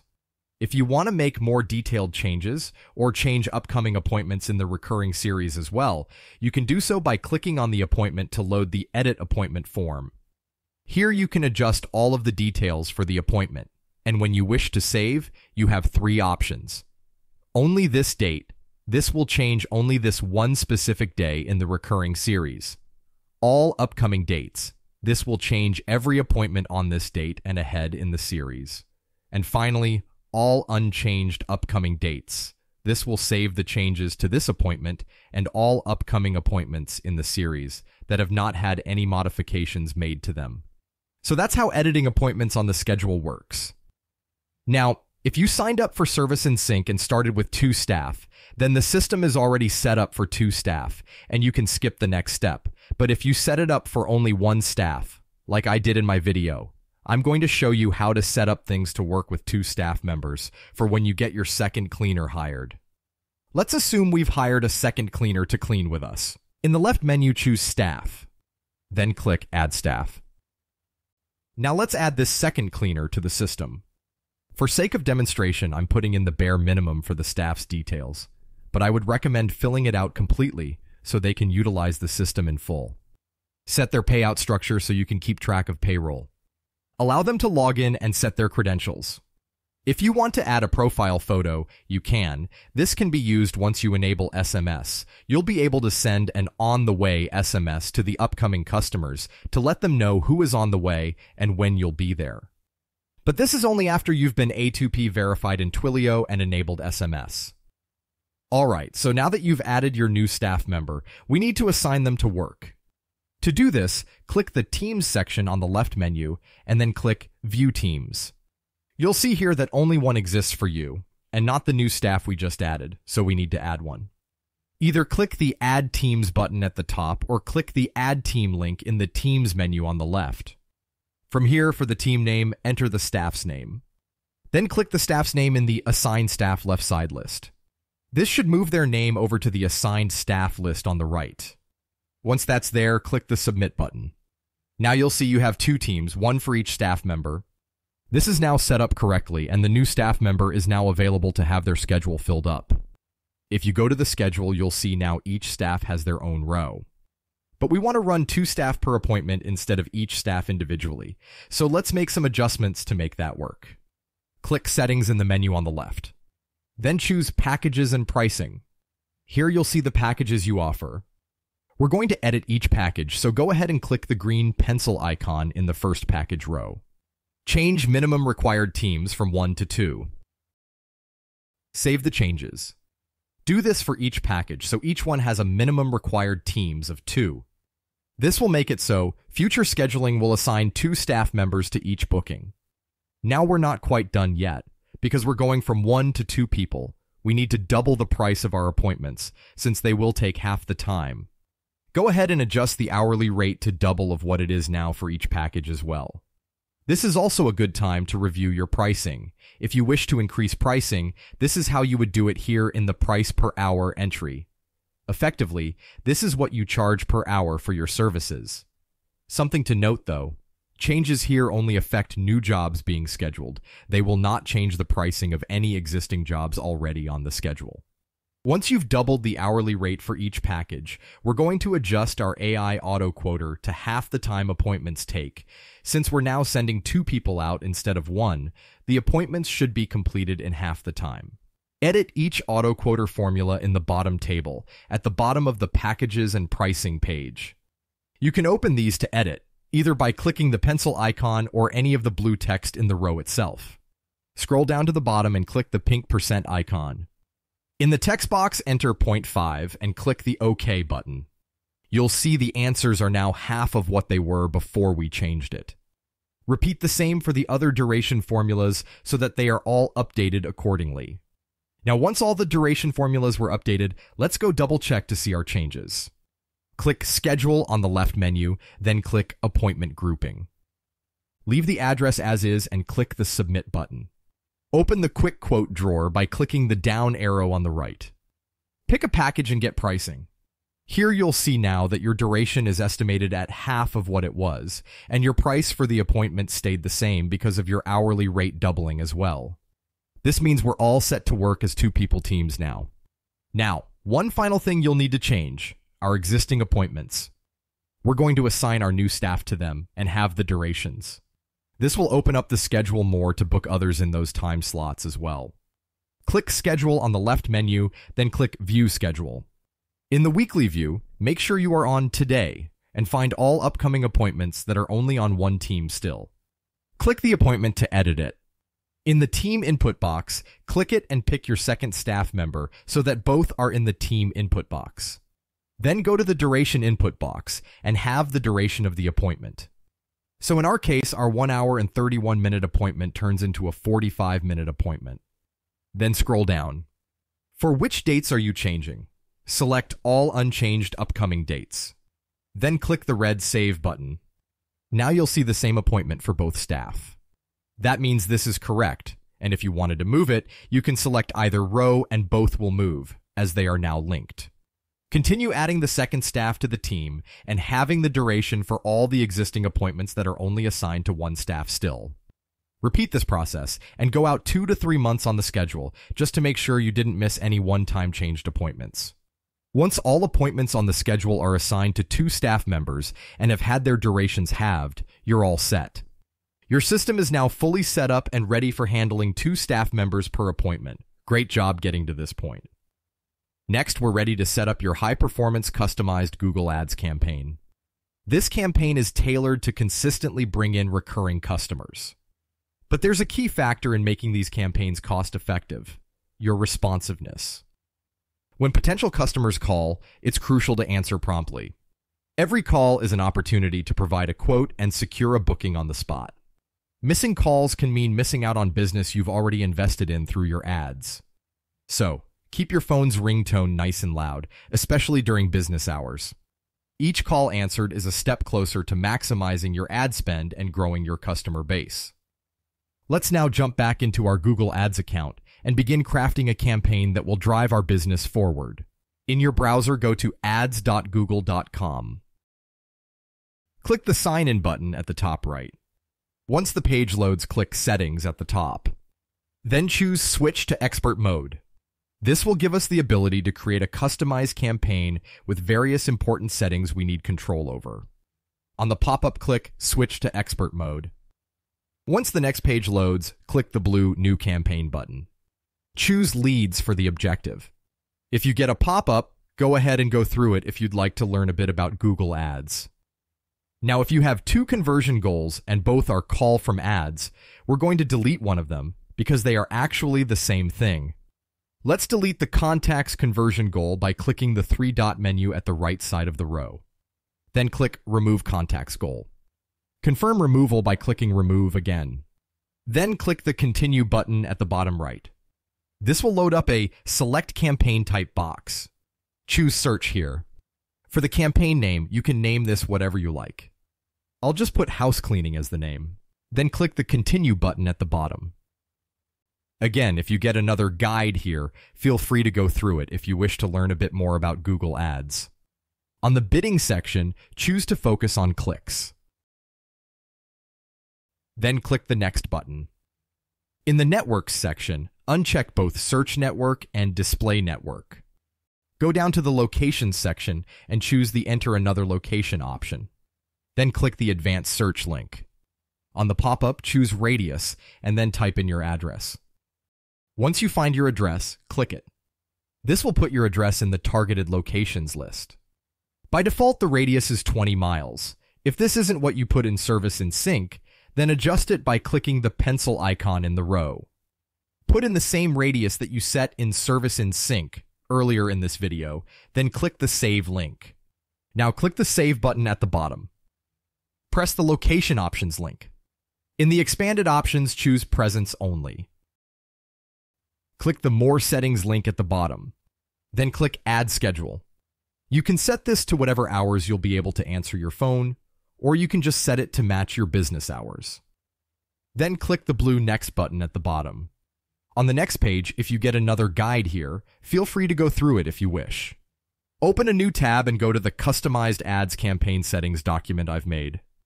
The link to it is in the video description. Once it loads, go to File and choose Make a Copy. Name it whatever you like so you can reference it in your Google Drive later. Then click the Make a Copy button. Once the copy document loads, go to Edit and then Find and Replace. In the Find text box, type in opening curly bracket, city, closing curly bracket. In the Replace with text box, type in your city. Then click the Replace All button. In the pop-up, click the OK button. Now edit the text in the Find text box. Copy the bracketed variable in the Replace column.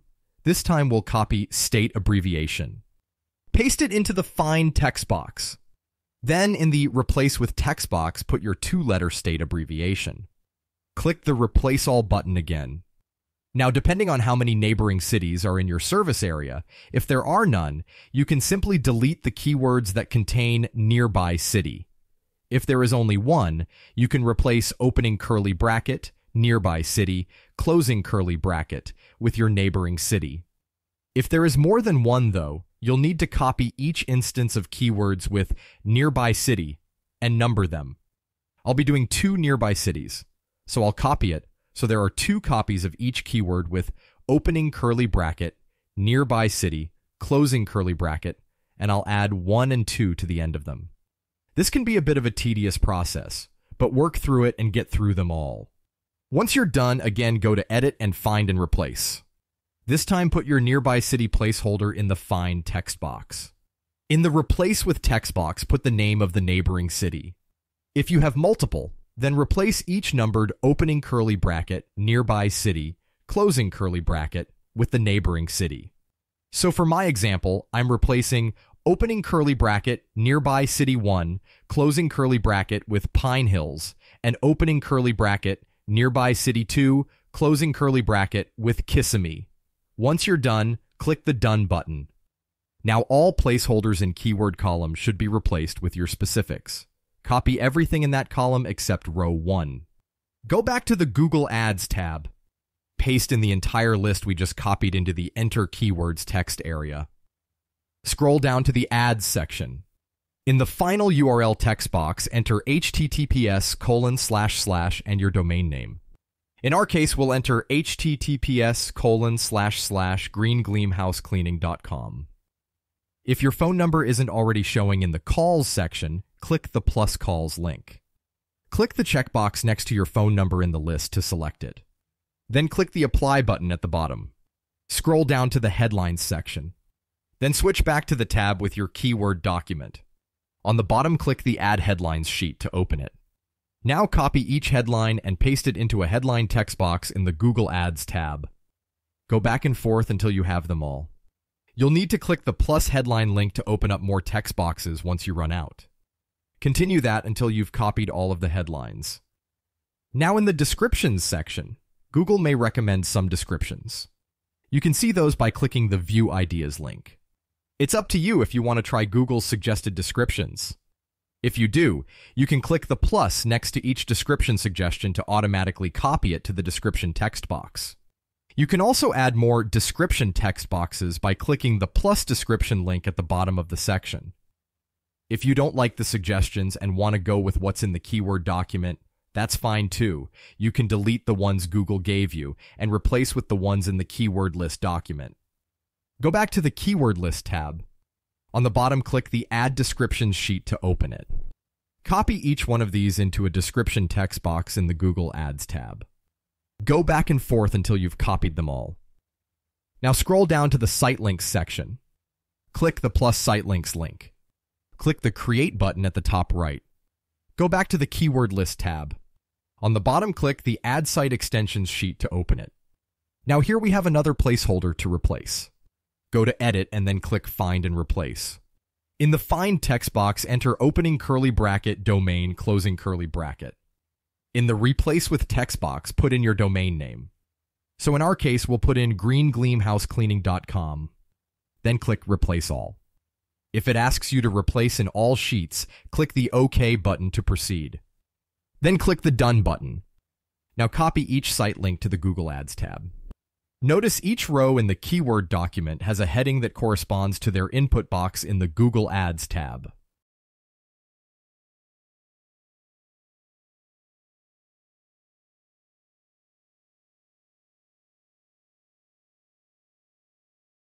You'll need to click the Add Site Link text to add more when you run out of space. Continue this until you've copied all of them. Then click the Create button.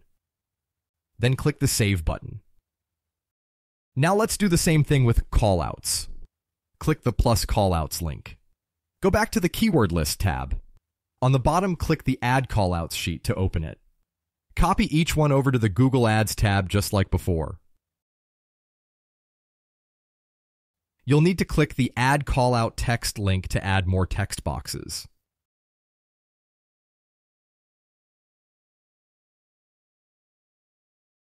Once you've added all of the callouts, click the Save link at the bottom. Then click the Apply button at the bottom. Scroll down and click Done. Then click the Next button. On the Budget page, you'll have a few preset daily budget recommendations and a Set Custom Budget option. It's quite possible that Google will recommend a huge budget that you might not have or be comfortable spending, and that's completely okay. Let's click the Set Custom Budget option. I recommend spending at minimum between $60 and $100 per day on ads. I know this seems like a lot, but it's an investment back into yourself and your business. Each recurring customer will most likely continue services with you for a long time. So the initial ad spend to get the customer will pay itself back very quickly. Once you've set your daily budget, click the blue Next button at the bottom right. Check over the campaign, and if everything looks good, click the Publish Campaign button at the top right. Your campaign will go into a review process by Google. This is normal, and they do it for every new campaign you'll create. Check back every now and again to see how it's going. Sometimes their automated system will flag a violation. These can happen and are most likely errors. So double check and then appeal the violation if you see that happening. Now, there is one more thing we need to set up, and that is conversion tracking. Even though our current ads are set up to maximize clicks and not conversions, keeping track of conversions is important. Because once you get enough conversions tracked, you have the option of running a maximize conversion ad campaign as well. So what exactly is a conversion? Well, in our case, we're going to count a conversion when someone books an appointment on the website. So, to start tracking these, we're going to go to the Google Ads page, and in the search bar at the top, type in conversion. In the list, choose summary. Then click the new conversion action button. Click the website option. Enter your domain name in the website domain text box. In my case, I'll put greengleamhousecleaning.com. Then click the scan link. Scroll down to the Create Conversion Actions Manually Using Code section and click the Add a Conversion Action Manually link. In the form that pops up for the category, scroll down and choose Book Appointment. For conversion name, enter Confirmed Booking. Then for value, choose Use the same value for each conversion. For count, choose 1. Then click the Done button. Scroll down and continue. On the Setup with a Google Tag section, click the blue Setup button on the right side. This will load a snippet of code. Copy it by clicking the copy icon on the right. Then go to your Service in Sync account. If you don't already have a tab open with it, open a new tab. Go to serviceinsync.com. Log in if you're not already logged in. Once in your account, click the Settings option on the left menu. Then choose Web Portal. In the Global Head Tags text box, paste in the code you just copied from the Google Ads page. Then click the Save button below. Now go back to the Google Ads tab and click the blue Test Installation button at the bottom. If you followed these steps correctly, you'll see a green Your Google tag was correctly detected on your website message at the top. Then click the blue Confirm button at the bottom. Then in the Measure Individual Conversions with Event Snippets section, click the See Event Snippet link on the right. Once this loads, click the blue Copy link at the bottom of the pop-up. Then go back to Service in Sync and in the Lead Scheduled Head Tags text box, paste in the code we just copied. Then once again, click the Save button underneath. Go back to Google Ads and click the Close link at the bottom right of the pop-up. Then click the blue Done button at the bottom of the page. That's it. And now your website is tracking conversion data, which you can use once you've accumulated enough conversions. Once you have enough conversions, you'll be able to test out pay-for-conversion ad campaigns and see how they perform for you. The nice thing about these types of campaigns is Google will automatically figure out how to maximize your conversions for you. Now, something important with Google Ads, don't just run one type of ad or one type of campaign. I highly recommend creating new campaigns to try out all the time and A/B split test them. What that means is always have at least 2 campaigns running, then compare the stats of each after they've run for a month or so. If one campaign performs better than the other, pause the worst campaign, then create a new experimental campaign to replace it. Repeat this so that your campaigns continue to evolve, and better performing campaigns replace poorer performing ones constantly. This will help keep your advertising effective and maximize your return on ad spend. You can do this by having multiple campaigns, multiple ad groups in each campaign, and multiple ads in each ad group. You can target different devices or different demographics with different campaigns and so forth. So keep up with your ad campaigns. Also remember that once you get a handful of reviews on your Google My Business page, you'll want to start doing Google Local Service ads. I'll show you how to start that at the end of this video. Before we go on to that, we need to go over a few more important things. Now, before you can clean a customer's house, we have another important item to go over: your cleaning supplies and attire. A custom branded work shirt with your company logo is essential. A professional appearance is not just about having a professional email and website. It extends to how you and your team present yourselves to clients. This visual professionalism fosters trust and reliability. A uniform is more than attire. It's a symbol of your brand's reliability and high standards.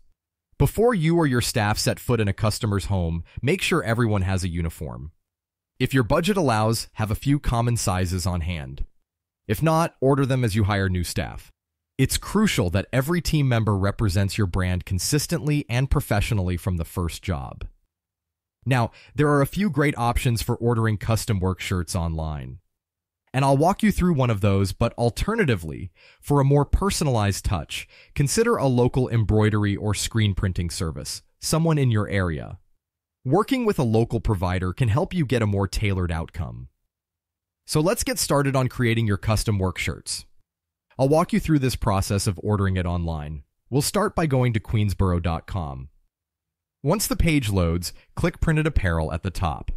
Usually they have a new customer offer of some kind, usually just some generic polos, so click Shop Now to enter the shop. Pick the shirt you want, and don't worry, we'll pick the color after. Once the shirt product page loads, click the Upload Your Logo box to upload your logo. Pick the file that has the logo you want on the uniform. I recommend picking one that has either text only on it or the image and large text. Just make sure that the text is visible and big enough to be readable on the shirt. For the logo name, you can enter your company name and a short identifier for the logo type it is. Then click the Continue button. Now, regarding logo proofs, I actually recommend looking at the proof first, before you put the order in if you have the time. This will give you a chance to realistically see what the logo will look like on the shirt. It will add a few days to your order processing time, but if you have the time, it is probably worth it. Click the Continue button to proceed. For specific instructions, you certainly could put something here if you have some specifics you want to relay to the printing company, so enter those in if you have them, then click the Continue button. Fill in your details and then click the Finish button. Then click the Continue Shopping button. Now for logo location, I highly recommend leaving this as the default left chest. This is the most common place for your logo to appear, so unless you specifically have a reason to do it elsewhere, leave it as is. Now in this table matrix, you can select the sizes and colors of shirts you want. Use a color shirt that matches your branding guide, but also will let the colors of the logo appear nicely. Then click Add to Cart. You'll probably want at least 3 shirts for each cleaner to have, so pick sizes accordingly, and pick a variety of sizes if you are unsure who you'll be hiring yet. Especially since there is a $75 minimum order, so you should be able to get a few sizing options ordered right off the bat. Once you pick all your sizes, click the Click Here to Save Cart Changes button. Then scroll down and click the Checkout Now button. You'll be prompted to create a PIN or password for your account. Go ahead and do that and click the Continue button. Proceed with filling out your billing details. Then click the Next Step button and complete checking out. Keep in mind if you ordered proofs you might not get them for a few days, then after you approve the proofs, it will still take at least a week for the shirts to get produced and shipped. So plan accordingly. Now that we've got your work shirts figured out, it's time to move on to the rest of your cleaning supplies. There is a comprehensive list of supplies in Service in Sync. Let's take a look at that list. Go to serviceinsync.com, log in if you're not already. Then once loaded, on the left menu go to Inventory, and then choose Manage Inventory. Here you'll see a list of common supplies needed for residential house cleaning. You're not obligated or required to use this list, or the products in it by any means. But consider it a good starting point if you are unsure of what supplies and equipment you might need. Feel free to substitute product types with other brands as well. As far as keeping track of inventory, this most likely isn't necessary at this point, so there is no need to really modify much here in Service in Sync regarding the inventory section. If you want to keep track or if things go missing, you can come back to this and set it up so staff are assigned inventory and can mark what they used. But again, I wouldn't worry too much about that now, and simply use this list as a what to buy list if you are not sure. Now that we've got our supplies sorted, it's time to tackle another important aspect of your cleaning business, the actual cleaning service. Don't worry if you've never cleaned a house professionally. Everyone starts somewhere, and I'm here to point you in the right direction. Although I won't be covering the physical cleaning techniques in detail, there's a wealth of resources available. I recommend going to YouTube and searching for maid training video or house cleaning training video. There are plenty of comprehensive tutorials that can take you from beginner to confident cleaner in no time. Take some time to dive into these videos. Watch as many as you need to feel comfortable and confident about stepping into a client's home. The key is to ensure you're well prepared and capable of completing the job efficiently and effectively within the allotted time. Remember, professional cleaning is not just about the task itself, but also about the level of service and attention to detail you bring to each job.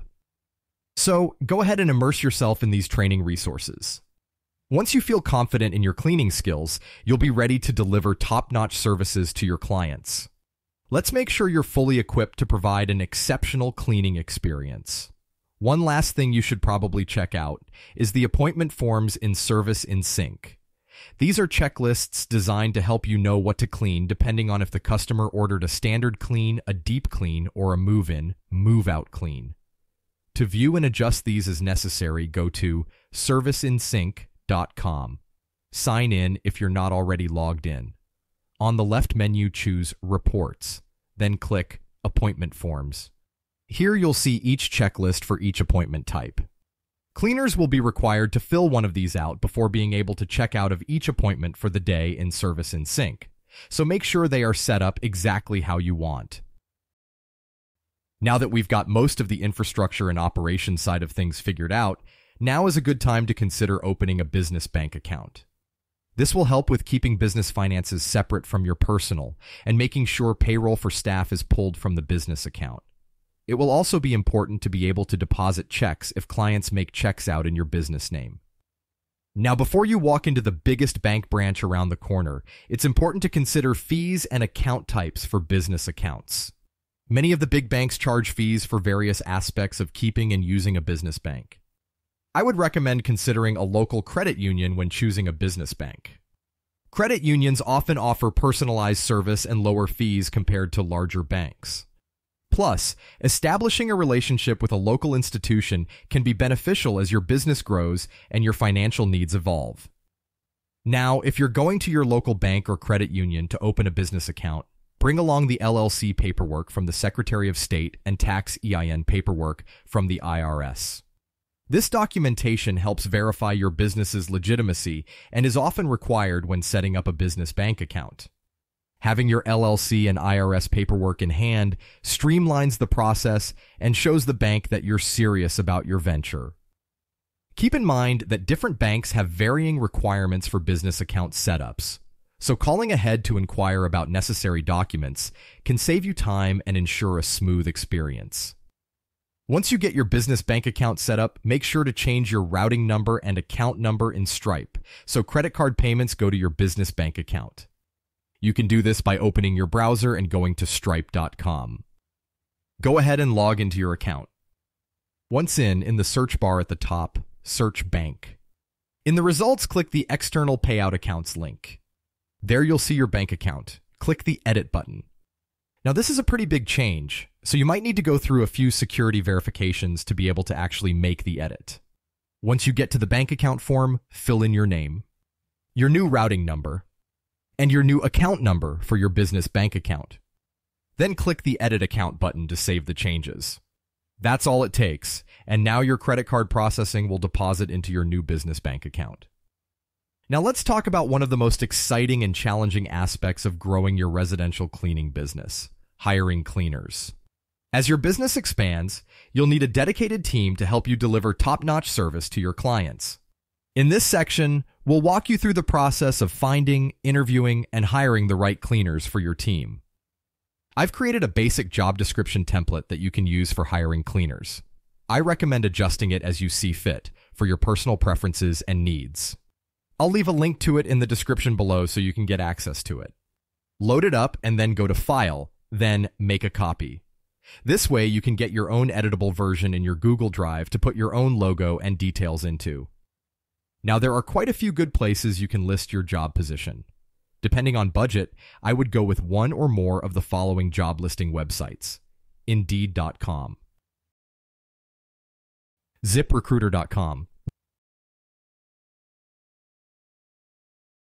CareerPlug.com, and Glassdoor.com. Go through whichever of these sites you decide to post your job on and follow their list a job procedure. You should be able to do this right on their website. Now, once you post your job online, you'll start getting applicants. Once you find qualified applicants, you'll want to do an interview with them. This is where you'll really get to know your candidates. Here are some things you as an interviewer should go over with the job applicant. First, you'll want to welcome them and thank them for coming to the interview. You would be surprised how many people get interviews and don't show up, so this already is a good first step. Go over the basic qualifications with them.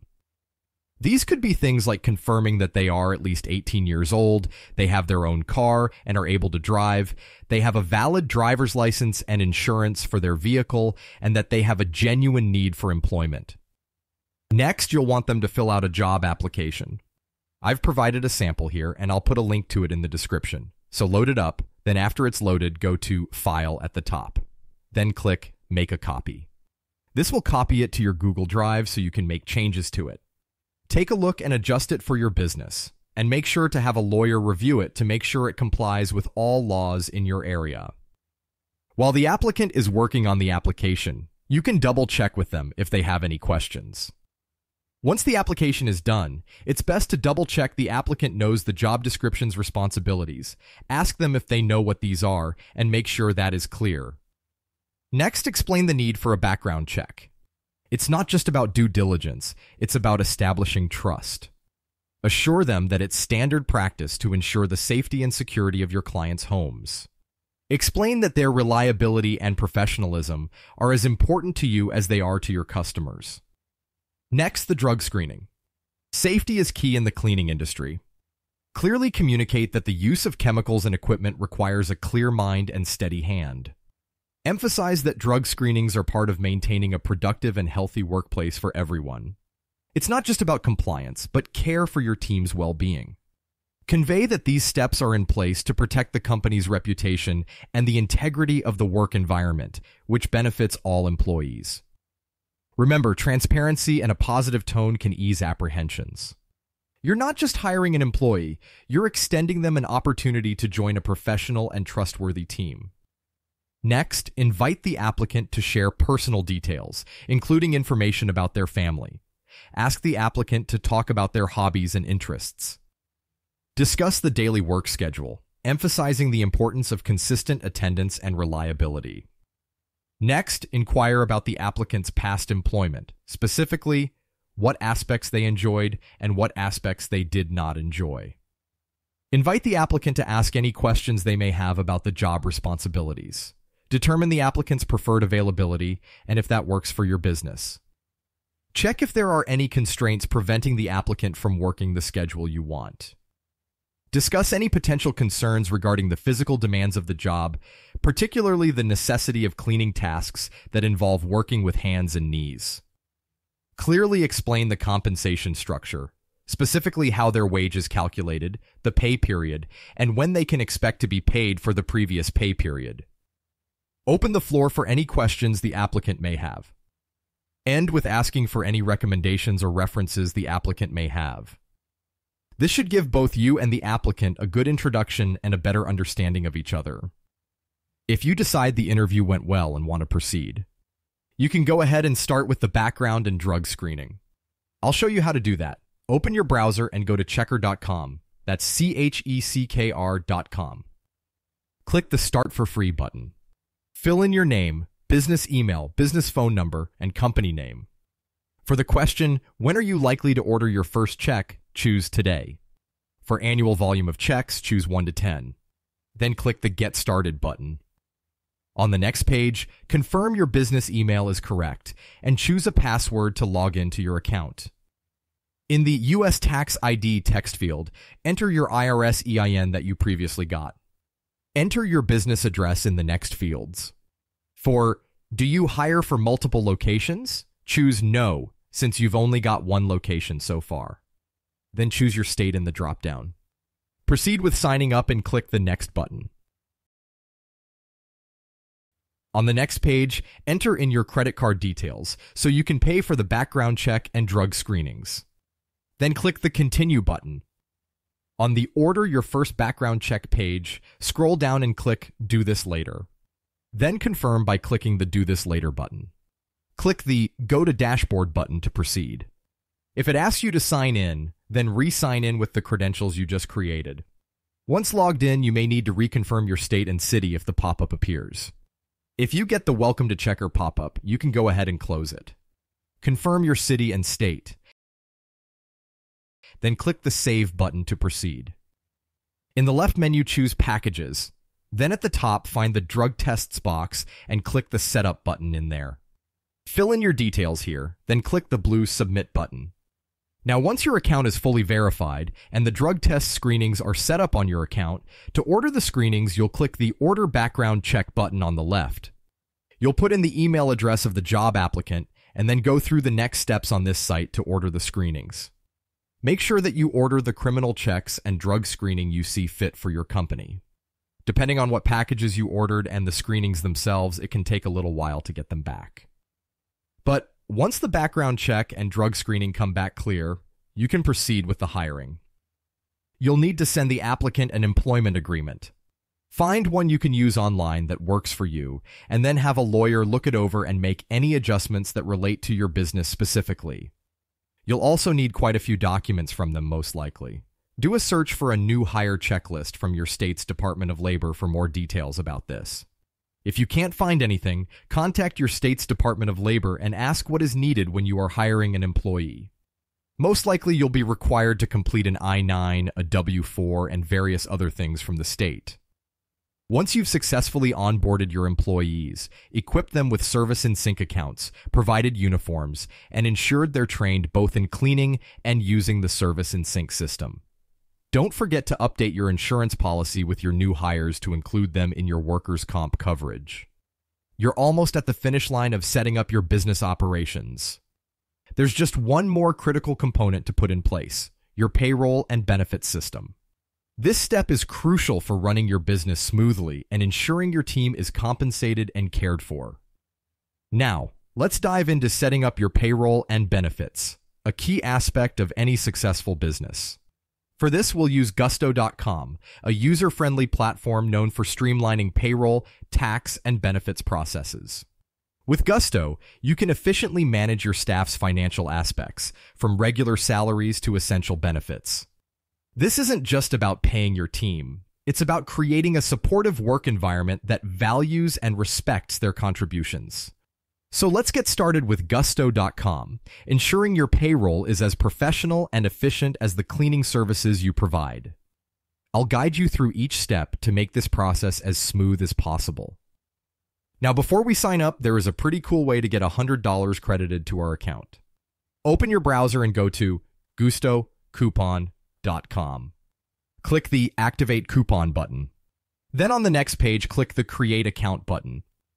Here you can either use your Google account to create your Gusto account or fill in the details to create a dedicated Gusto account. Click the Create Account button.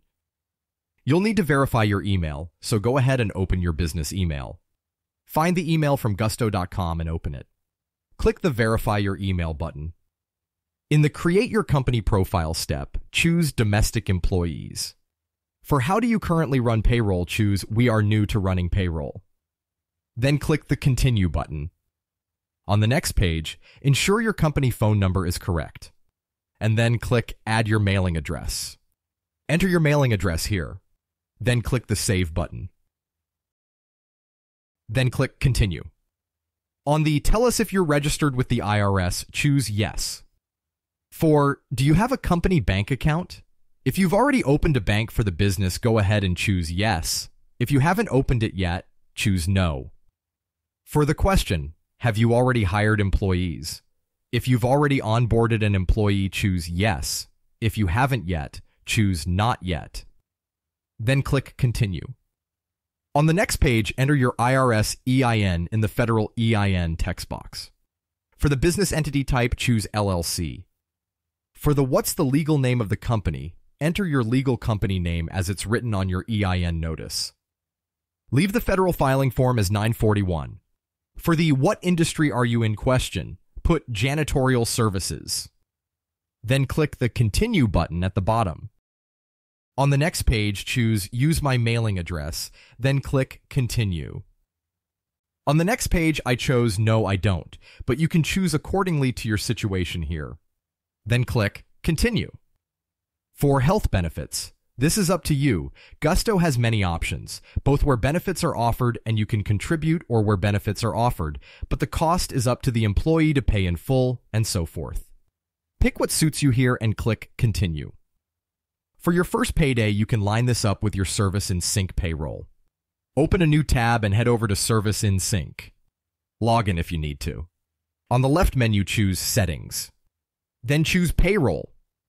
Look at your current pay period end date. Go back to Gusto and put that date in. Then click Continue.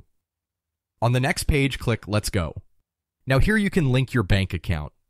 Use either Plaid to link it automatically, or you can click Manually Verify your bank information to link it manually with a routing and account number.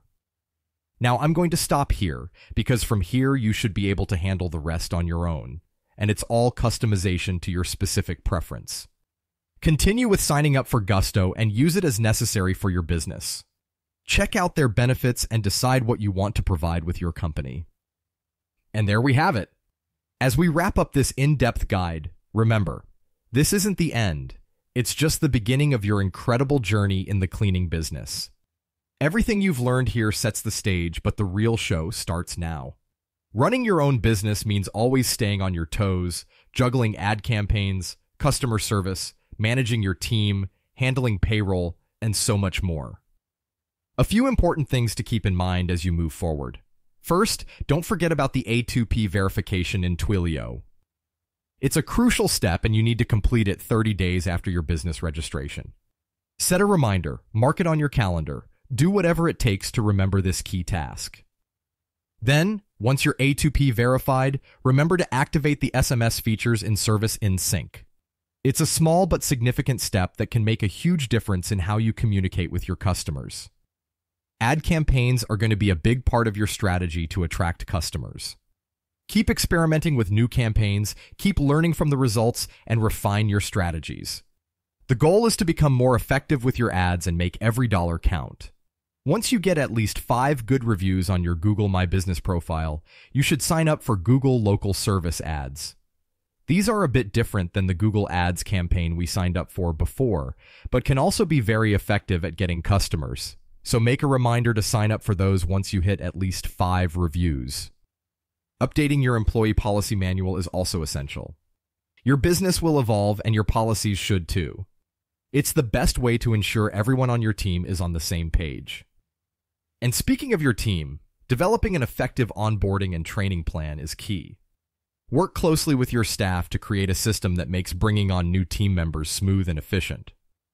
Finally, when the time is right and you feel your brand is gaining traction, look into trademarking your business. This protects your brand and prepares you for future growth. You'll find plenty of resources and guides to help you with this process on YouTube. So, as we bring this guide to a close, your adventure is just getting started. Dive in, stay dedicated, and watch as your business flourishes. And remember, I'm here to help guide you along the way. If this video was helpful to you, please hit that like button, share it with anyone who might benefit, and don't forget to subscribe for more content like this. And if you have any questions or need a bit more guidance, feel free to leave a comment below.